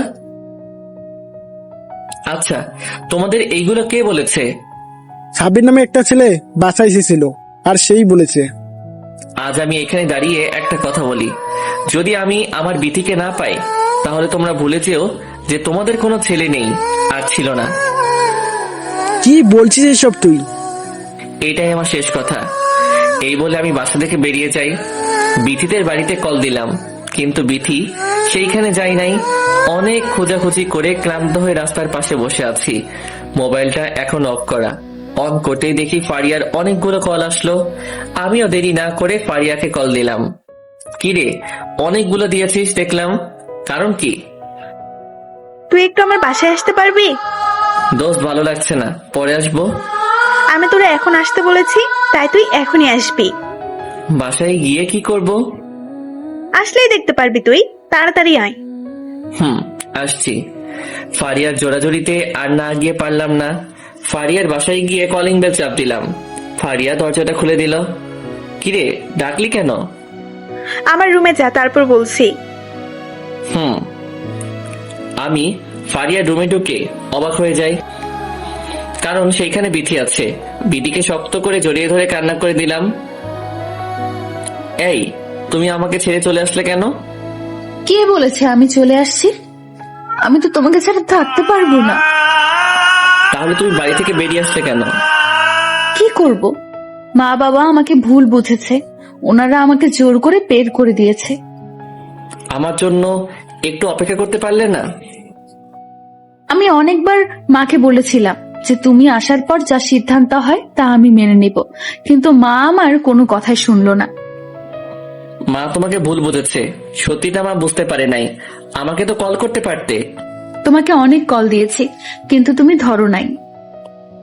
চলো এখন আমরা বাসায় যাব। আমার যেতে ভয় করছে বাসায়। কেন ভয় করবে কেন? কোনো ভয় নেই, চলো এখান থেকে। বিটির হাত ধরে যে পা বাড়ালাম ঠিক তখনই ফারিয়া রুমে আসলো। কিরে চলে যাচ্ছিস? যাচ্ছি। আচ্ছা তুই বিটিকে কই পেয়েছিস? আমি মার্কেট করে আসার সময় দেখি পিঠি রাস্তা দিয়ে হাঁটছে আর চোখে পানি ফেলছে, পরে ওকে পাশে নিয়ে আসি। ধন্যবাদ দিয়ে তোকে আর ছোট করব না। আচ্ছা এখন আমরা আসি। সাবধানে যাস। বিথিকে নিয়ে বাসায় চলে আসলাম। বিথির দিকে তাকাতেই দেখি খুব ভয় আছে। কলিং বেল চাপ দিয়ে দুজনে দাঁড়িয়ে আছি। কিছুক্ষণ পর মা এসে দরজা খুলে দিল। দুজনে চুপচাপ দাঁড়িয়ে আছি, কেউ কোনো কথা বলছি না। কিরে ভেতরে ঢুকবি না? আমরা কোনো জবাব না দিয়ে চুপচাপ ভিতরে আসলাম। এমন সময় মা বিথির কাছে হাত জোর করে বলতে লাগলো, মারে আমি তোকে ভুল বুঝেছি, অনেক কথা শুনিয়েছি, আসলে দোষটা আমারই ছিল, তুই আমাকে মাফ করে দে। এ কি মা, আপনি এটা কি করছেন? আপনি তো সঠিক কাজ করেছেন, আর আপনি আমাদের জান্নাত। আপনি এভাবে ক্ষমা চাচ্ছেন কেন? আমি ঠিক বিচার না করে তোর উপর মিথ্যে অপবাদ দিয়েছি সাময়িকের জন্য। আমি তোর কাছে অপরাধী হয়ে গেলাম। মায়েরা কখনো সন্তানের কাছে মাফ চায় না, আপনি তো আমার সব। বিথির কথা শুনে মা বিথিকে বুকের সাথে জড়িয়ে নিল। দুজনের চোখে পানি টলমল করছে। ওদের মিল বন্ধন দেখে নিজের কাছেও খুব খুশি লাগছে। সেখানে দাঁড়িয়ে না থেকে রুমে চলে আসলাম। কিছুক্ষণ পর বিথিও রুমে আসলো। তুমি আজকে আমাকে ভয় পাইয়ে দিয়েছো, জানো আজকে আমার কতটা টেনশন হয়েছিল। ওলে আমার বাবুটা লে, আর কষ্ট দিব না বাবুটাকে। আমার মনে হয়েছিল যেন আমি তোমাকে হারিয়ে ফেলেছি। এই কথার কোনো দিন বলবা না, আমি তোমাকে কোনো দিন হারাতে দিব না। প্রমিস দাও। ওকে দিলাম। আচ্ছা আজকে কি সাব্বির বাসায় এসেছিল? আসছিল। জানো ওকে দেখে আমি অনেক ভয় পেয়ে গেছিলাম। ওকে এত মারার পরও শিক্ষা হয়নি? ওকে আবার বোঝাতে হবে। বাদ দাও তো এসব মারামারি। ওকে দিলাম, বাট সাময়িকের জন্য। খাবার খাবে না? খাবো। তাহলে চলো। আজকে আমি তোমাকে খাইয়ে দিব, এইখানে খাবার নিয়ে আসো। এই প্রথম তুমি আমাকে খাইয়ে দিবে? দিব। ওকে, আমি এক্ষুনি নিয়ে আসছি। বিথি চলে গেল খাবার নিয়ে আসার জন্য। আমি এই সুযোগে তানবীরকে কল দিলাম। দোস্ত কই তুই এখন? আমি তো বাসায়। কেন? আজকে বাসায় সাব্বির আসছিল, আর বাসায় অনেক ঝামেলা হয়েছে। ওই শালাই তোর বাসা আসছিল? আর বিথির নামে উল্টাপাল্টা কথা বলেছে, আর এই নিয়ে ঝামেলা হয়েছে বাসায়। এখন কি আর একটা শিক্ষা দিব নাকি? তাই দিতে হবে। তুই বড় ভাইদের বল ওকে যাতে পঙ্গু করে আমাকে পিক দেয়। ওকে, কাজ করে দেব, টাকা লাগবে অনেক। সব আমি দিব, তুই শুধু কাজটা করে দেওয়ার ব্যবস্থা কর। ওকে, করছি। দরজার দিকে তাকিয়ে দেখি বিটি খাবার হাতে নিয়ে দাঁড়িয়ে আছে। ওকে দোস্ত, আমি পরে কথা বলছি, বাই। এই বলে কল কেটে দিলাম। কি হলো, তুমি ওইখানে দাঁড়িয়ে আছো কেন? কি হলো, কল কাটলে কেন? কথা শেষ তাই কেটেছি। বলেছিলাম না এইসব বাদ দিয়ে দিতে। ওকে, 3 দিন পর দিব। তুমিও না খুব ফাজিল। কথা না বলে খাবারটা নিয়ে আসো। বিথি আমার সামনে খাবারগুলো সাজিয়ে রাখলো। এই কি, আমার খাবার কই? আজ আমরা দুজনে এক থালায় খাবো। এই বলে আমি খাবার হাতে নিয়ে বিথিকে খাইয়ে দিচ্ছি, আর বিথিও আমাকে খাইয়ে দিচ্ছে। আউচ! কি হলো? আমার আঙ্গুল কামড়ে দিয়ে আবার বলছো কি হলো? আহারে, লেগেছে বুঝি? অনেক। এইদিকে আসো, আমি আদর করে দিই। না থাক, এখন লাগবে না, খাবারটা শেষ করো। হুম। খাবারটা শেষ করে দুজনে ঘুমানোর প্রস্তুতি নিলাম। আচ্ছা, তুমি যে আমার বাবুটার যত্ন নাও না, তার জন্য তোমাকে কি করতে মন চাই? বাবুর যত্ন নিতে হবে না, তুমি আমার যত্ন নিলেই হবে। তোমারটা তো নিচ্ছি। যদি পিচিটা বলে ফেলে যে বাবা তুই শুধু মায়ের যত্ন নিয়েছো, আমার নাওনি, তাহলে কি বলবে? আমার বাচ্চা সামলাবে তোমার মা, আর তোমার মায়ের বাচ্চা সামলাবো আমি। বাহ, ভালোই তো কথা বলতে পারো। সরো, আমি তোমার বুকে ঘুমাবো। নিষেধ করেছে কে? ঘুমাও তুমি। বিধিকে বুকে নিয়ে হারিয়ে গেলাম ঘুমের রাজ্যে। দেখতে দেখতে এইভাবে কেটে গেল কয়েকটি মাস। প্রতিদিনকার মতো আজকেও বিধির নিয়ম মেনে অফিসে চলে আসলাম। অফিসে বসে কাজ করছি, এমন সময় বাসা থেকে মায়ের কল আসলো।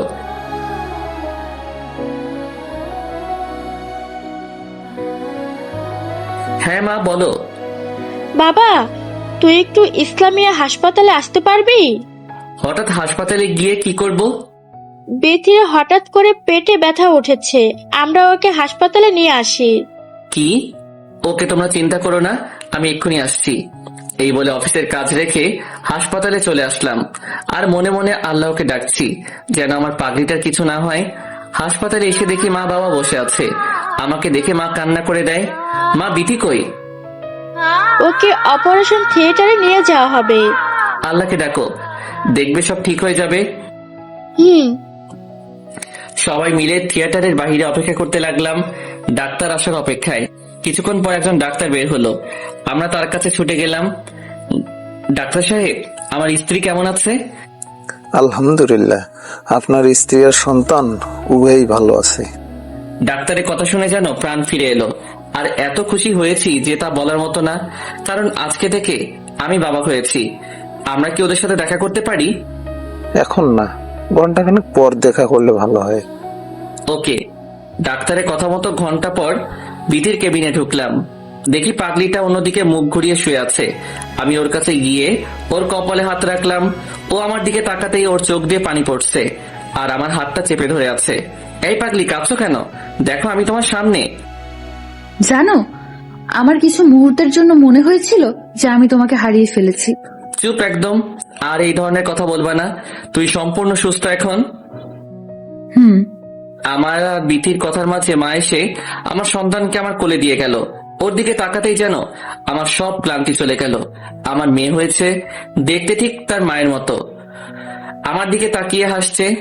আমিও কোলে রেখে বিথির কাছে দিলাম। আর বাহিরে এসে সবগুলো হারামিকে জানিয়ে দিলাম সুসংবাদটা। মা, বাবা আর বিথির জন্য খাবার নিয়ে গেলাম। মা, আমি তোমাদের জন্য খাবার এনেছি, খেয়ে নাও। আমরা খেয়ে নিব।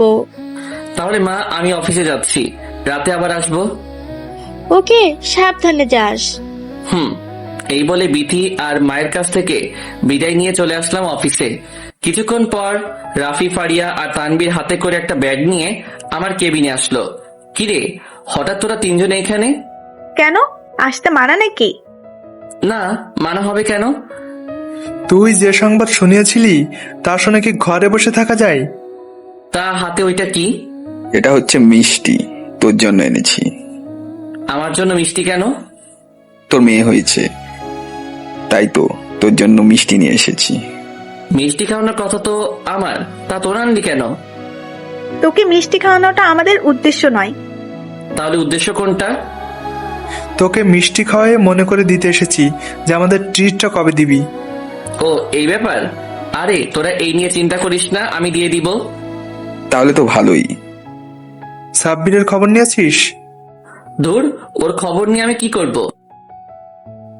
ওকে নাকি এমন মার মেরেছিল যে সে এখন পঙ্গু হয়ে আছে। আমি তো এটাই চেয়েছিলাম। শালা, তোরা আজকে এই খুশির দিনে এগুলো আলোচনা করছিস? ও হ্যাঁ, তাই তো। আচ্ছা, আজকে রাতে আমাদের ট্রিটটা দিয়ে দিস। না দোস্ত, আজকে না, আজকে বিথির কাছে থাকবো। ওকে, তাহলে কাল দিস। দিব কাল। তাহলে মিষ্টিগুলা খা, আমরা পরে আসবো আবার। এখন আবার চলে যাবি? কাজ আছে আমাদের। ওকে, সাবধানে যাস। তিনজনে চলে গেল। আমি ম্যানেজারকে ডেকে পুরো অফিসের জন্য মিষ্টি আনতে বললাম, আর অফিস একদিনের জন্য ছুটি দিয়ে দিলাম। অফিসের কাজ শেষ করে সোজা হাসপাতালে চলে গেলাম। এইদিকে কি রে, তুই গোল খেয়ে বসে আছিস, কিছু করতে পারছিস না? ও আমাকে পঙ্গু করেছে আর আমি ওকে চির বিদায় দিয়ে দেব। সেই কাজ তোর দ্বারা হবে না। তুই ওর ক্ষতি করলে ও এবার তোকে মেরেই ফেলবে। এইবার কে মরবে সেটা দেখা যাবে, গোল এইবার আমি দিবই। যেই ছেলে তোর এই অবস্থা করেছে তাকে ছেড়ে দিলে আমাদের পথে কাটা সরবে না। কয়েক মাসের জন্য আগুন মনের মধ্যে জ্বলছে, কবে যে এর প্রতিশোধ নিব। আমি ইমনের উপর সর্বক্ষণ দৃষ্টি রাখছি, তুই চিন্তা করিস না। গুড। ও কখন কি করে, কোথায় যায়, সব আমাকে জানতে হবে। ওকে, আমি পরে আসবো, আমার আরেক জায়গায় কাজ আছে। ওকে যা, আর খবর পাইলে জানাইস। এইদিকে আমি হাসপাতালে চলে এলাম। এসে দেখি মা আর বিথি আমার সন্তানের সাথে মজা করছে। কিরে, তুই এসেছিস? মাত্র আসলাম। ডাক্তার বলেছে যে কাল বিথিকে রিলিজ করে নিতে পারবো। ও, তাহলে তো ভালোই। মায়ের সাথে কথা বলে চলে গেলাম বিথির কাছে। কেমন লাগছে এখন? ভালো লাগছে। আজকে সারাদিন তোমাকে খুব মিস করেছি। তুমি একলা করেছো, আমি কি করি নাই? না, তুমি করো নাই। কিভাবে বুঝলে যে আমি করি নাই? যদি করতে তাহলে আমাকে একটা কল দিতে। আজ পুরো অফিসের সাথে আমার খুশিটা ভাগ করে দিয়েছি, তাই তোমাকে আর কল দিতে পারি নাই। দুপুরে কিছু খেয়েছো তো? আমি খেয়েছি। আচ্ছা, আমি একটু মায়ের কাছে যাই। যাও। মায়ের কাছে গিয়ে বলতে লাগলাম, মা তোমরা সারা দিন এখানে ছিলে, তুমিও হয়তো ক্লান্ত হয়ে পড়েছো, তুমি আর বাবা বাসায় যাও। না, আমাদের কিচ্ছু হয় নাই, তুই বাসায় গিয়ে ফ্রেশ হ, তারপর না হয় আমরা যাব। ওকে। এই বলে আমি দ্রুত গাড়ি নিয়ে বাসায় আসলাম। এসে ফ্রেশ হয়ে নিলাম। দেরি না করে আবার হাসপাতালের উদ্দেশ্যে রওনা দিলাম। যাওয়ার পথে ওদের জন্য কিছু খাবার নিয়ে নিলাম। হাসপাতালে ঢুকেই মা বাবাকে বাসায় পাঠিয়ে দিলাম। বিথির কাছে খাবার নিয়ে গেলাম। তোমার জন্য খাবার নিয়ে এসেছি। আজকে তুমি খাইয়ে দাও। ওকে, কাছে আসো। বিথি আমার কাছে এসে বসলো আর আমি ওকে খাইয়ে দিচ্ছি। খাওয়া শেষ করে আমিও খেয়ে নিলাম। তুমি এখনো অসুস্থ, তাই তুমি শুয়ে পড়ো। তুমি কি করবে? আছি আমি, আমাকে নিয়ে চিন্তা করতে হবে না। তাহলে তুমি কি না ঘুমিয়ে কাটিয়ে দিবে নাকি? বললাম না আমার চিন্তা না করতে, তুমি ঘুমাও। ওকে। একদিকে বিথির মাথায় হাত বুলাচ্ছি আর অন্যদিকে আমার মেয়ের সাথে মজা করছি। এক পর্যায়ে মা ও মেয়ে দুজনে ঘুমিয়ে যায়। আমি চুপ করে বিছানা থেকে উঠে গিয়ে চেয়ারে বসে থাকি। যদি রাতে বিথির কিছু লাগে তাই বসে আছি। বসে বসে মোবাইল টিপছি আর বিথির দিকে খেয়াল করছি। কয়েক ঘন্টা মোবাইল টিপার পর নিচ থেকে যেন চোখটা বন্ধ হয়ে আসছে। ভোর রাতে নামাজটা পড়ে চেয়ারে বসে আছি। কিছুক্ষণ পর চোখে তন্দ্রাভাব আসলো। মোবাইলটা পাশে রেখে ঘুমিয়ে পড়ি। সকালে মায়ের ডাকে ঘুম ভাঙলো। কিরে, তুই এখানে শুয়ে আছিস কেন? তোমরা এত তাড়াতাড়ি আসলে যে? এসেছি আমার নাতনি আর মেয়েকে দেখার জন্য। ওকে, তোমরা বসো, আমি তোমাদের জন্য নাস্তা আনছি। ফ্রেশ হয়ে হাসপাতালে বাহিরে এসে সবার জন্য কিছু নাস্তা নিলাম। দুপুরে বিথিকে বাসায় দিয়ে আসলাম। বিথি শুয়ে আছে আর আমার মেয়েকে তার দাদা দাদি আদর করছে। এমন সময় তানভীর, ফারিয়া আর বিথি আসলো। কিরে, কি খবর তোদের? আর এখানে তোরা? আমরা তোর কাছে আসি নাই, আমরা আসছি বিথি ভাবির সাথে দেখা করতে। যা, ও রুমে আছে। ওরা চলে গেল বিথির সাথে দেখা করার জন্য। কিছুক্ষণ পর আমিও গেলাম ওদের পিছন পিছন রুমে। গিয়ে দেখি ওরা খুব মজা করছে। আমিও তাদের সাথে যোগ দিলাম। সবাই ভালোই মজা করছে। অন্যদিকে, দোস্ত, ইমনের একটা মেয়ে সন্তান হয়েছে। এইটা খুব খুশির সংবাদ। এটা খুশি সংবাদ ওদের জন্য, আমাদের জন্য না। আরে বলদ, এইটা আমাদের জন্য খুশির সংবাদ। কিভাবে? ইমন এখন তার মেয়েকে নিয়ে বিধি থাকবে আর ওর প্রতি দুর্বল জন্মাবে। তাতে আমাদের লাভ কি? তাতে আমাদের অনেক লাভ, সেটা পরে বুঝবি। তুই আপাতত ওর উপর নজর রাখিস। তা তো রাখবই। তাহলে যা, এখন পরে আসিস। আচ্ছা। এইদিকে ফারিয়া, রাফি আর তানভীর আমার মেয়েকে নিয়ে মজা করছে। দেখতে পুরো ভাবির মতো সুন্দর হয়েছে। ভাবছিলাম ইমনের মতো হইব, কিন্তু তোর যে চেহারা। এই বলে ওরা হাসাহাসি শুরু করে দিল। আমি ওদের কথা জবাব না দিয়ে বিধির কাছে গেলাম। এই, আমাদের মেয়ের নাম তো রাখা হয়নি। ও হ্যাঁ, তাই তো। ওর নাম কি রাখা যায়? ওর নাম সুমাইয়া রাখলে কেমন হয়? তুমি যা রাখবে তাই। কে, তোদের প্রেম করা কি শেষ হয়েছে নাকি আরো বাকি আছে? তোদের জন্য আর পারলাম কই। আমরা চলে যাবার পর ইচ্ছে মতো প্রেম করিস, এখন বাচ্চাটাকে ধর। তোমরা চলে যাবে মানে? মানে আমরা যাচ্ছি এখন। না, আজকে যাওয়া হবে না, আজকে খাবার খেয়ে যেতে হবে। না ভাবি, আজকে না, আরেকদিন এসে খাবো। তাহলে প্রমিস দাও যে আরেকদিন এসে খাবে। ওকে ভাবি, প্রমিস দিলাম, আরেকদিন এসে জমিয়ে আড্ডা দিয়ে খাবার খেয়ে যাব। ওকে, তাহলে সাবধানে যেও তোমরা। ওরা চলে গেল আর আমাদের মাঝের খুনসুটি আরো বাড়তে লাগলো। দেখতে দেখতে আমার মেয়েটা বড় হয়ে উঠলো। ওর বয়স 6 বছর। পুরো বাড়িটাকে ও ওর দুষ্টুমি দ্বারা মাতিয়ে রাখে, খুব খেয়াল রাখে আমাদের। আজ ওর 6ষ্ঠ জন্মদিন, খুব ধুমধাম করে আয়োজন করা হয়েছে। পুরো বাড়ি মেহমান। আমি আর বিথি ঘুমানোর প্রস্তুতি নিলাম। এমন সময় আমার মেয়ে সুমাইয়া রুমে আসলো। কি হয়েছে মা, কিছু লাগবে নাকি? বাবা, আমার একটা আবদার আছে। কি আবদার শুনি? আমাকে আর মাকে নিয়ে তোমাকে ঘুরতে যেতে হবে। ওকে, আপনার আবদার গ্রহণ করলাম। আমরা কালই ঘুরতে যাব। ধন্যবাদ বাবা। এই বলে আমার গালে একটা চুমু দিয়ে দৌড় দিল। দেখেছো, আমার মেয়েটা দেখতে দেখতে আজকে কথা বলতে শিখে গেছে। তা তো দেখছি, কিন্তু আরেকটা জিনিসও দেখছি। কি সেইটা? পাগলের সাথে আরেক পাগলকে দেখেছি। মানে? সুমাইয়া ঘুরতে বলে গেল আর তুমি রাজি হয়ে গেলে? আমার মেয়ে ঘুরতে যেতে চেয়েছে আর আমি ওকে না করে দিব? তা কবে? কাল যাবে ঘুরতে? কাল যাব আমরা, বিকেলে গাড়িতে উঠবো। আচ্ছা, তাহলে তো কাপড় গোছাতে হয়। কাল সকালে গোছাবো। এখন ঘুমাও, আমার খুব ঘুম পাচ্ছে। আমারও, সারাদিন কাজ করে ক্লান্ত। এই, তোমার কাছে কোলবালিশ কেন? ওইটাকে ছুঁড়ে ফেলো। ও, আমি তো ভুলেই গেছি যে আমার কোলবালিশ তো তুমি। এখন আমাকে জড়িয়ে ধরো। বিথিকে জড়িয়ে ধরে ঘুমিয়ে গেছি। সকালে উঠে দেখি বিথির জায়গায় সুমাইয়া শুয়ে আছে। সুমাইয়া আমাকে দেখে হাসতে লাগলো। আমি ওকে দেখে কিছুটা অবাক হয়ে গেলাম। সুমাইয়া, তুমি এখানে? সকালে তোমাদের রুমে এসে দেখি তুমি মাকে ধরে শুয়ে আছো। তখন আমি তোমার হাতটা সরিয়ে আমি শুয়ে পড়ি তোমার কোলে।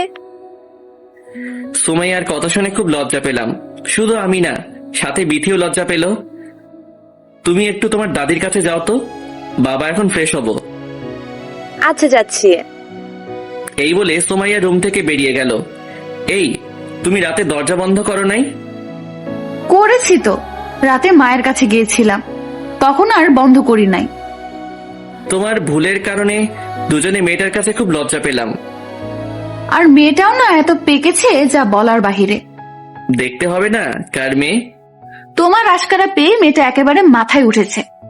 এই, আজকে কিন্তু আমাদের ঘুরতে যাওয়ার কথা, মনে আছে কথাটা? আছে। খাবার খাওয়ার পর জামা কাপড় গোছাবো।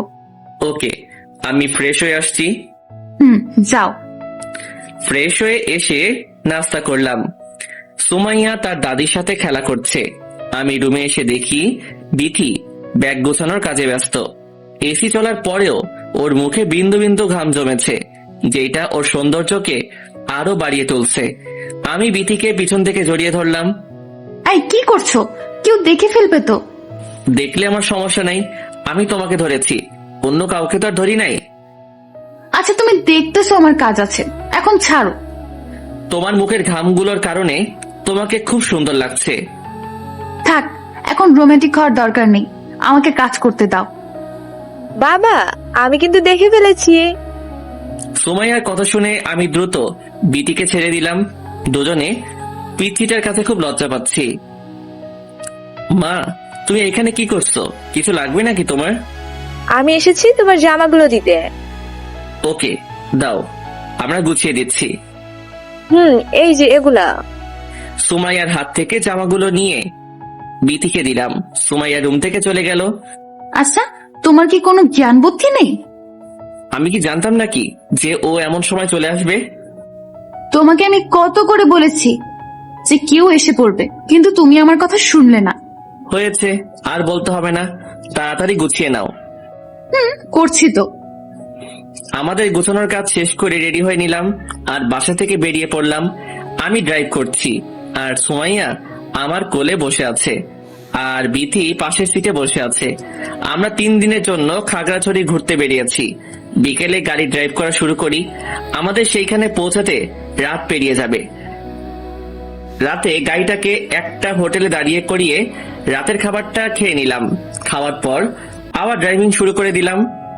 এই আমার ঘুম পাচ্ছে। তাহলে সিটটাকে হেলে দিয়ে শুয়ে থাকো।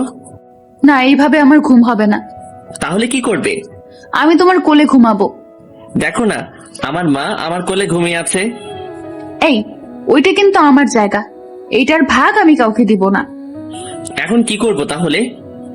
সুমাইয়াকে আমার বুকে দাও আর আমি তোমার কোলে শুয়ে পড়ি। তোমাকে নিয়ে আর পারা যায় না। পারতে হবে না। এই বলে বিথি আমার কোলে ঘুমিয়ে পড়ল। আমি বিথির মাথায় হাত বুলাচ্ছি আর বিথি চুপ করে শুয়ে আছে। ভোর রাতে আমরা খাগড়াছড়ি হোটেলে গিয়ে উঠলাম, কিন্তু বিথির জন্য আমি গাড়ি থেকে নামতে পারছি না। এই বিথি, উঠো। কি হয়েছে? ডাকছো কেন? আমরা এসে গেছি তো, হোটেলে যাবে না? যাচ্ছি। এই বলে বিথি আমার কোল থেকে উঠে গেল। আমিও সুমাইয়াকে কোলে নিয়ে রুমে চলে আসলাম। গাড়িটাকে পার্কিং করে রাখলাম। সারা রাত ড্রাইভিং করে খুব ক্লান্ত হয়ে গেছি। রুমে এসে 3 জনে ঘুমিয়ে গেলাম। ঘুম থেকে অনুভব করলাম কেউ একজন আমাকে ধাক্কাচ্ছে। ঘুম চোখে তাকিয়ে দেখি সুমাইয়া ধাক্কা দিচ্ছে। কি হয়েছে মা, ধাক্কা দিচ্ছ কেন? বাবা, আমরা কোথায় এসেছি? আমরা একটু পর ঘুরতে বের হব। এটা হোটেল।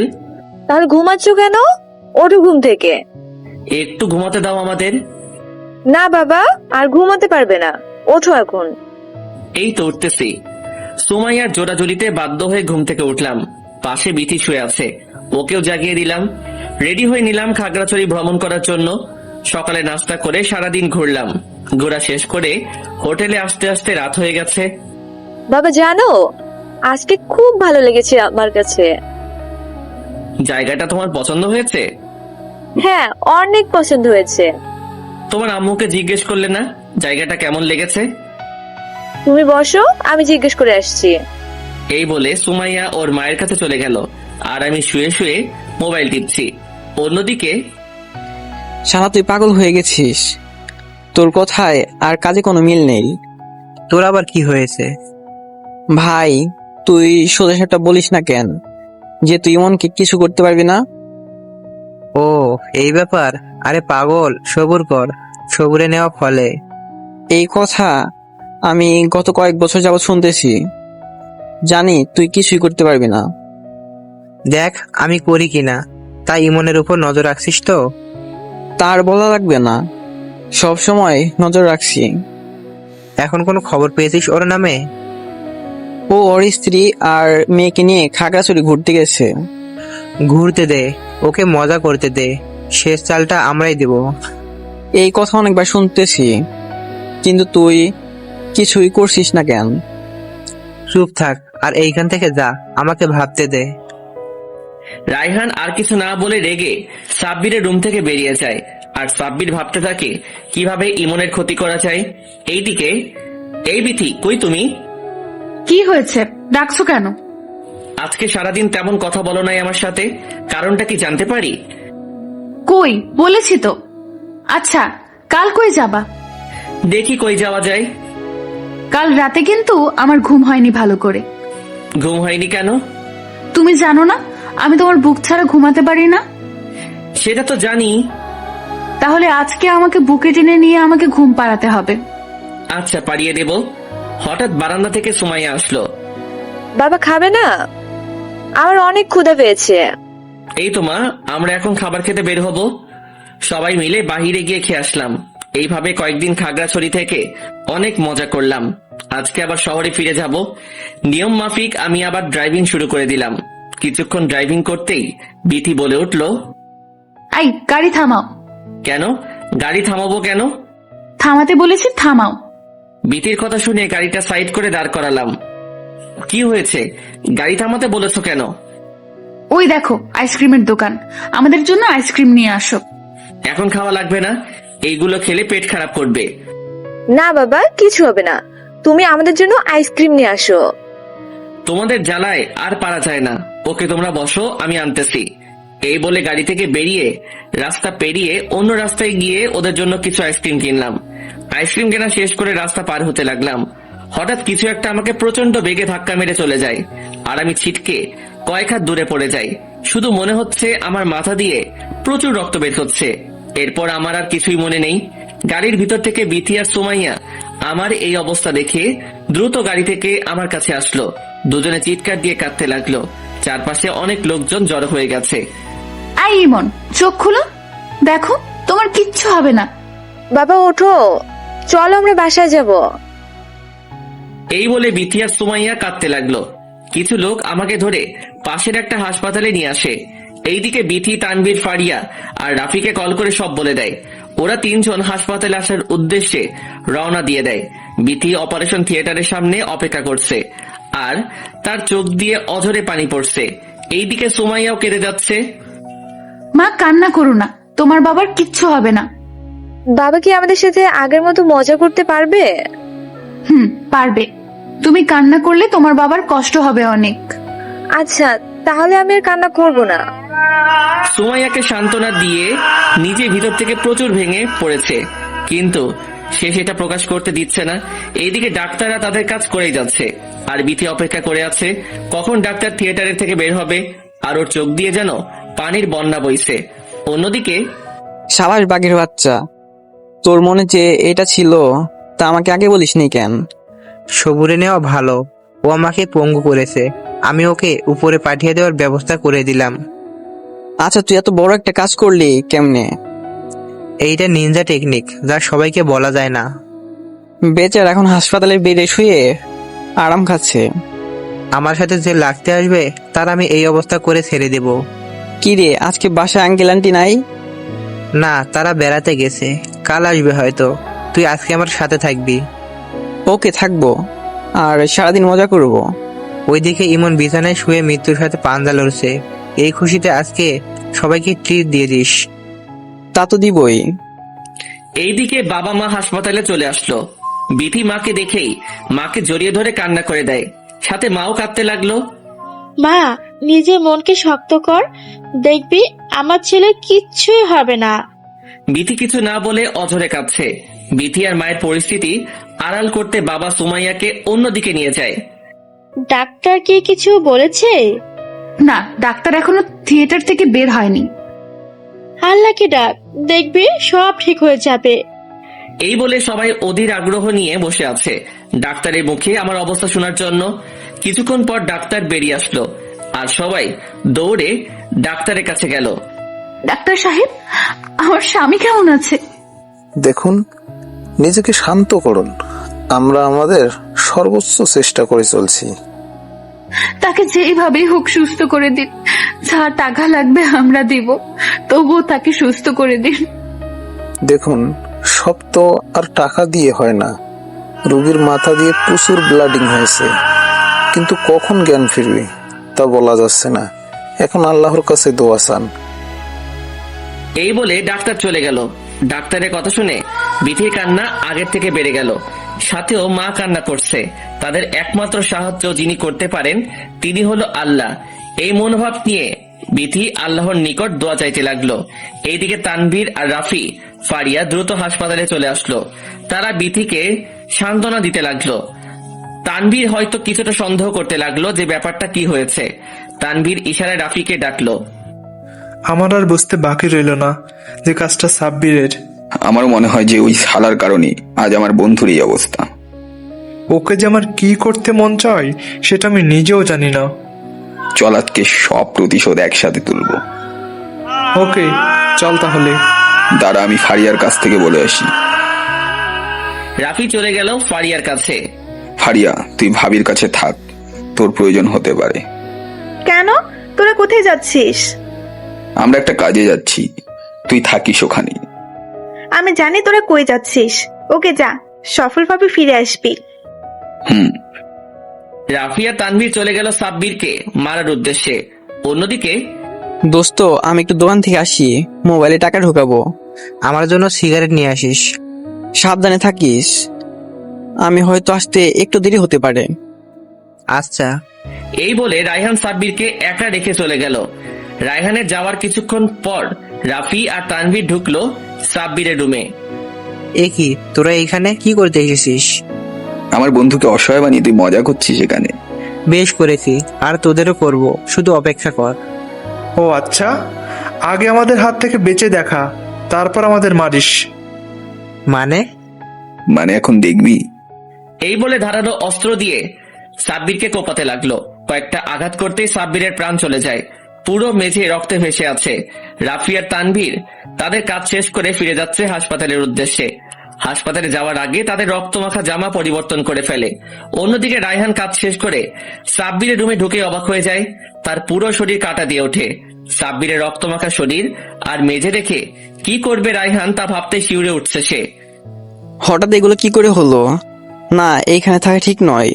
পরে এর দায় আমিও ফেঁসে যেতে পারি। আমাকে এখান থেকে পালাতে হবে কেউ দেখার আগে। এই বলে রায়হান সেইখান থেকে পালিয়ে যায়। এইদিকে বিথি আর মা বসে আছে আমাকে দেখার জন্য। কিছুক্ষণ পর একটা নার্স আসলো তাদের কাছে। আপনারা গিয়ে দেখতে পারেন রোগীকে, তবে কোনো শব্দ করবেন না ভিতরে। নার্সের কথা শেষ হওয়ার আগেই বিথি আর মা আর সুমাইয়া এবং বাবা আর ফারিয়া ঢুকে পড়ে কেবিনে। আমার পুরো মাথা ব্যান্ডেজ করানো, যেটা দেখে বিথি শব্দ করে কান্না করে দেয়। মা তাকে নানান ভাবে সান্ত্বনা দেওয়া শুরু করে। সে কান্নাটাকে ভিতরে চেপে ধরে আমার পাশে বসলো, আমার গালে তার হাতটা রাখলো। এইদিকে আমার মেয়ে সুমাইয়া এসে বলতে লাগলো, বাবা, আমি আর কোনোদিন আইসক্রিম খাওয়ার জন্য বলবো না। তুমি আমাদের সাথে রাগ করেছো তাই না? আমি আর কিছুর জন্য বায়না করব না। প্লিজ তুমি আমাদের সাথে কথা বলো। সুমাইয়ার কথাগুলো শুনে যেন বিথির বুকটা ফেটে যাচ্ছে। সহ্য করতে না পেরে সে কেবিন থেকে বেরিয়ে যায়। এইদিকে ফারিয়ার চোখেও পানি দেখা যাচ্ছে। তানভীর আর রাফি এর মধ্যে হাসপাতালে এসে গেছে। ভাবি, আপনাদের জন্য আমি খাবার আনছি, আপনারা একটু অপেক্ষা করুন। তোমরা দুজন কই গিয়েছিলে? একটা কাজ ছিল জরুরি, তাই দুজনে সেটা করতে গিয়েছি। ও আচ্ছা, তাহলে আমি গিয়ে খাবার নিয়ে আসি। তানভীর চলে গেল খাবার নিয়ে আসার জন্য। এর মধ্যে ডাক্তার আসলো। আমি সকল রিপোর্ট চেক করেছি, আল্লাহর রহমতে তেমন ক্ষতি হয়নি। এখন জ্ঞান ফেরার অপেক্ষায় আছে। জ্ঞান কখন ফিরবে তা কি বলা যাচ্ছে না? হতে পারে জ্ঞান এখন ফিরবে না, হতে পারে কয়েকদিন পর ফিরবে। সবই আল্লাহর ইচ্ছে। এই বলে ডাক্তার চলে গেল। বিথি মনে মনে আল্লাহর কাছে সাহায্য চাইতে লাগলো। কিছুক্ষণ পর তানভীর খাবার নিয়ে আসলো।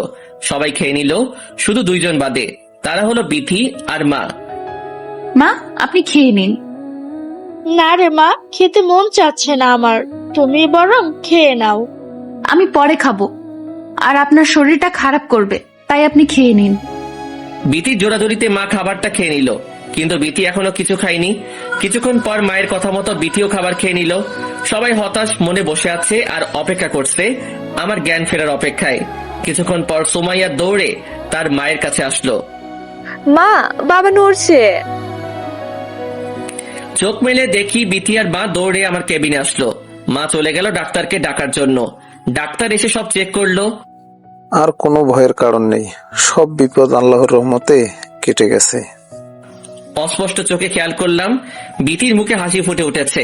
তানভীর, ফারিয়া আর রাফির চোখেও পানি দেখা যাচ্ছে। বিথি আর মা এসে আমার পাশে বসছে। বিথির চোখ দিয়ে পানি পড়ছে। ওর কান্না আমার একদম সহ্য হয় না। বারবার বলতে ইচ্ছে করছে যে, এই পাগলি, কাঁদছো কেন? আমার তো কিছু হয় নাই, আমি তো তোমার সামনে আছি। বিথির কান্না যেন আমার কাছে কেমন জানি লেগে উঠছে। এমন সময় সুমাইয়া আমার কাছে আসলো। বাবা, আমি তোমাকে আর কিছুর জন্য বলবো না। তুমি আমার উপর রাগ করো না। তুমি আমার সাথে কথা না বললে আমার খুব কষ্ট হয়। সুমাইয়ার কথাগুলো শুনে আমার চোখের কোণে পানি গড়িয়ে পড়ছে, যেটা একমাত্র বিথি খেয়াল করেছে। সুমাইয়া, বাবাকে এসব বলো না, বাবার কষ্ট হবে। তুমি দাদুর কাছে যাও। না, আমি বাবার কাছে থাকবো, আমি কোথাও যাব না। এই বলে সুমাইয়া আমার কাছে বসে রইল। এইভাবে কয়েকদিন হাসপাতালে রেখে আমাকে বাসায় রিলিজ দেওয়া হয়। আমি এখন কিছুটা কথা বলতে পারি, কিন্তু হাঁটতে পারি না। বিথি রোজ আমাকে হাঁটতে সাহায্য করে। আজকে সকালেও কাজের কারণে আমি তোমাকে হাঁটাতে পারি নাই, এখন হাঁটাবো, চলো। প্লিজ, এখন না, পরে হাঁটবো। না, কোনো ফাঁকিবাজি নয়, যা বলছি তাই করতে হবে। আচ্ছা আচ্ছা, আমাকে ধরো। আমাকে কাঁধে হাত রাখো আর আমাকে জড়িয়ে ধরো শক্ত করে। আমি বিথির কথা মতো বিথির কাঁধে এমন ভাবে হাত রাখলাম মনে হচ্ছে আমি ওকে জড়িয়ে ধরে আছি। বিথি এইভাবে আমাকে হাঁটায় রোজ। আমার হাঁটা দেখে আমার মেয়ে সুমাইয়া আমার কাছে আসলো। মা, আমি আজকে বাবাকে হাঁটাবো। সুমাইয়া, তুমি এটা করতে পারবে না, কষ্ট হবে তোমার। না, আমি পারবো। আমি আজকে বাবাকে হাঁটাবো। মা, তুমি আমার পা ধরে হাঁটো, তাহলেই হবে। ওকে বাবা। এই বলে সুমাইয়া আমার পা ধরে আমার সাথে হাঁটতে লাগলো।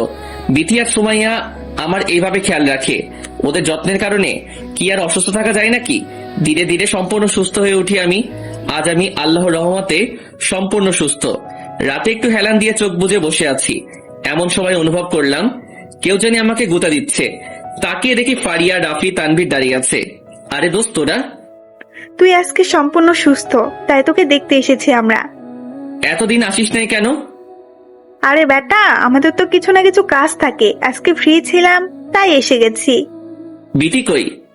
ভাবি আমাদের জন্য নাস্তা বানিয়ে নিচ্ছে। শুধু নাস্তা পানি কাজ হবে না, আমাদের সাথে রাতে খেতে হবে। ওকে আজকে খাবো আমরা। দোস্ত, একটা খবর শুনেছি। কি খবর? সাবির মারা গেছে। ওকে কে যেন কুপিয়ে হত্যা করেছে। ছেলেটাকে আমরাও মারলাম, আর এখন ও আমাদের ছেড়ে চলে গেছে। তুই কখন শুনেছিস যে ও মারা গেছে? কয়েকদিন আগে শুনেছি বিথির কাছ থেকে। আজকে একটা কথা শুনে রাখ। কি কথা? যে আমার বন্ধুর ক্ষতি করবে আমরা তাকে ছেড়ে দিব না। তার মানে তোরা? ঠিক ধরছিস, আমরাই সাবিরকে খুন করি। তোরা আবার ওকে খুন করতে গেলি কেন? যে তোকে মারতে চেয়েছে তাকে কি আমরা এত তাড়াতাড়ি ছেড়ে দেব? তার মানে আমার অ্যাক্সিডেন্টের পিছনে সাব্বিরের হাত ছিল? তা নয়তো কি? বাহ, বন্ধুদের হাতটা অনেক লম্বা করলি। আজকে থেকে আর মারামারি করব না। আমিও তাই ভাবছি। এর মাঝে বিথি চলে আসায় কথা মাঝপথে থামিয়ে দিলাম। বিথি সবাইকে নাস্তা দিচ্ছে, সাথে আমিও খাচ্ছি। রাতে সবাই জমিয়ে খাবার খেলাম, অনেক আড্ডা দিলাম।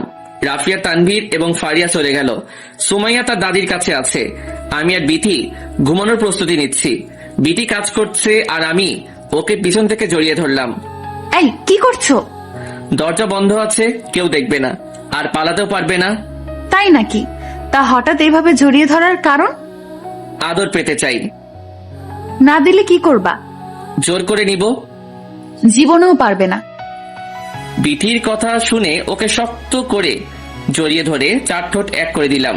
টানা 5 মিনিট পর ছেড়ে দিলাম। আর একটু হলে তো মরে যেতাম। তাহলে তুমি শিখিয়ে দাও আমাকে। তোমার লুচু পাঠকরা তো সব দেখছে, কিভাবে শেখাবো? এই মিয়ারা কি দেখেন?